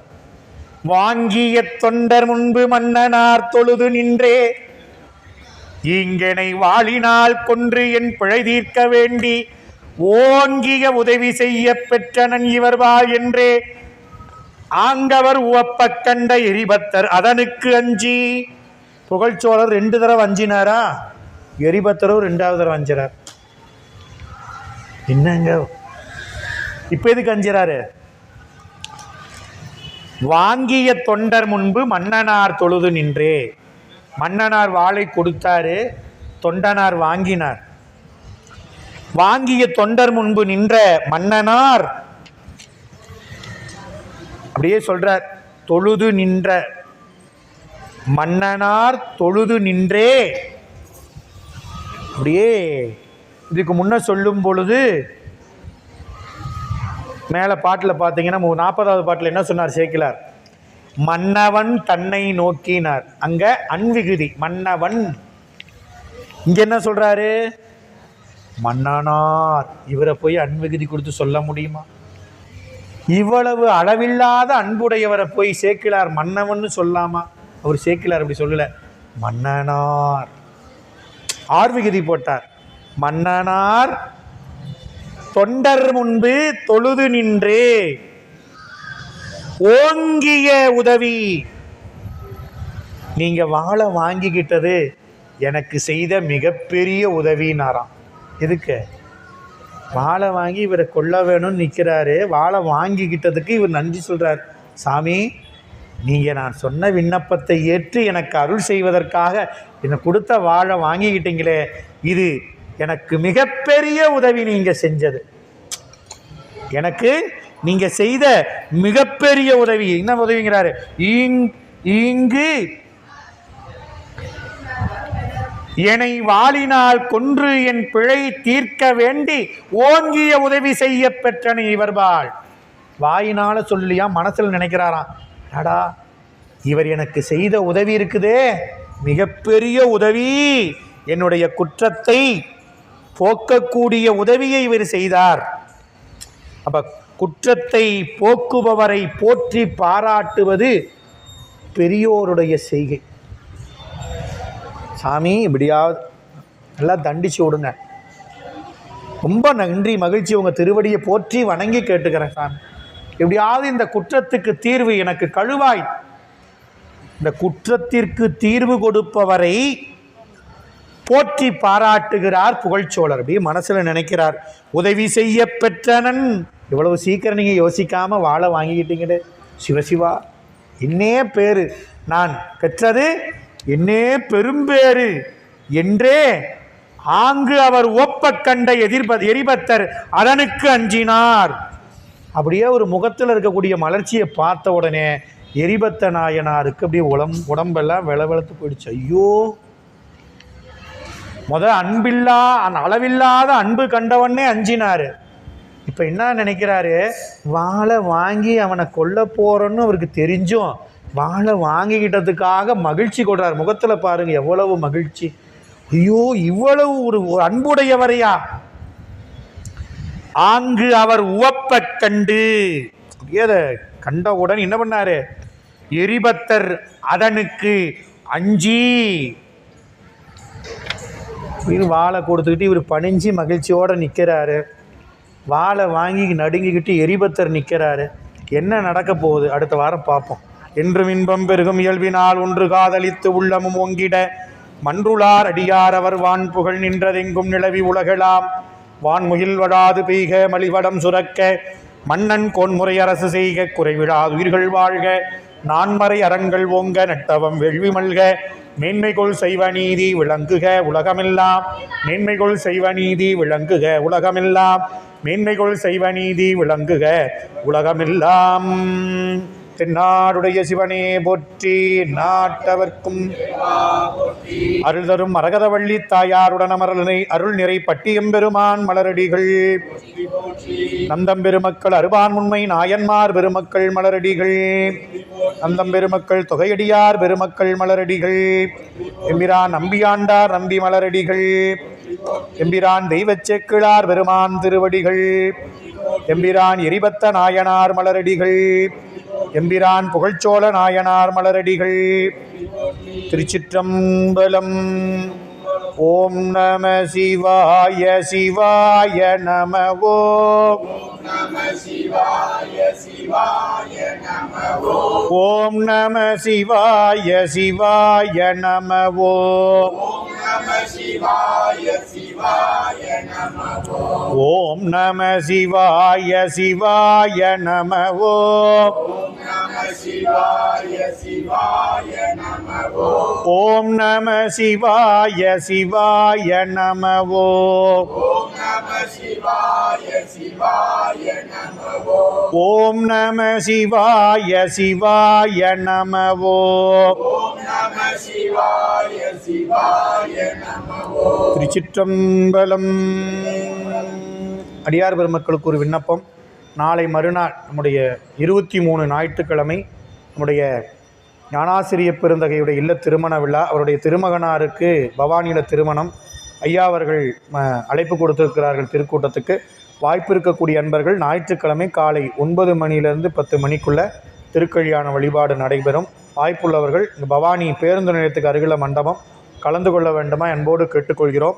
வருகின்ற ஜூலை 7ஆம் தேதி ஞாயிற்றுக்கிழமை நம்முடைய அரண்மனை அறக்கட்டளை வாயிலாக திருவாதவூர் மணிவாசகர் அவதாரம் செய்த அற்புதமான தலத்தில் ஆண்டுக்கு முழுவதும் 365 நாளும் இறைவன் நமக்கு இடைவிடாது கருணை செய்யக்கூடிய அந்த கருணையை நினைத்து இடைவிடாது நாள்தோறும் முற்றோதல் நடைபெறுவதற்கு, திருவாசக முற்றோதல் அடியார்கள் செய்வதற்கு திருவாதவூரில் மணிவாசகர் அவதாரம் செய்த திரு இடத்திலே திருவாசக அரங்கம் அடியார்கள் வந்து முற்றோதல் செய்வதற்கும், அப்புறம் அடியார் பெருமக்கள் வந்து முதல் நாள் தங்கி முதல் நாள் வந்து இரவு உணவு எடுத்துக்கொண்டு தங்குவதற்கும் அடியார் திருவமுது கூடம் என்று சொல்லக்கூடிய அற்புதமான திருப்பணி நடைபெற்று ஜூலை 7ஆம் தேதி திறப்பு விழா நடக்குது. அதிலும் அன்பர்கள் திருவாதவூருக்கு வந்து கலந்து கொள்ளணும். அங்கே அடியார்கள் அமுது செய்வதற்கு அந்த டேபிள், சேரு, தட்டு, டம்ளர் இந்த மாதிரி பொருட்கள் வாங்குவதற்கு வாய்ப்பு இருக்கிறவங்க உதவி செய்யலாம். சுமார் 8 லட்சம் ரூபா செலவாகும்னு மதிப்பிட்டு இருக்கிறாங்க.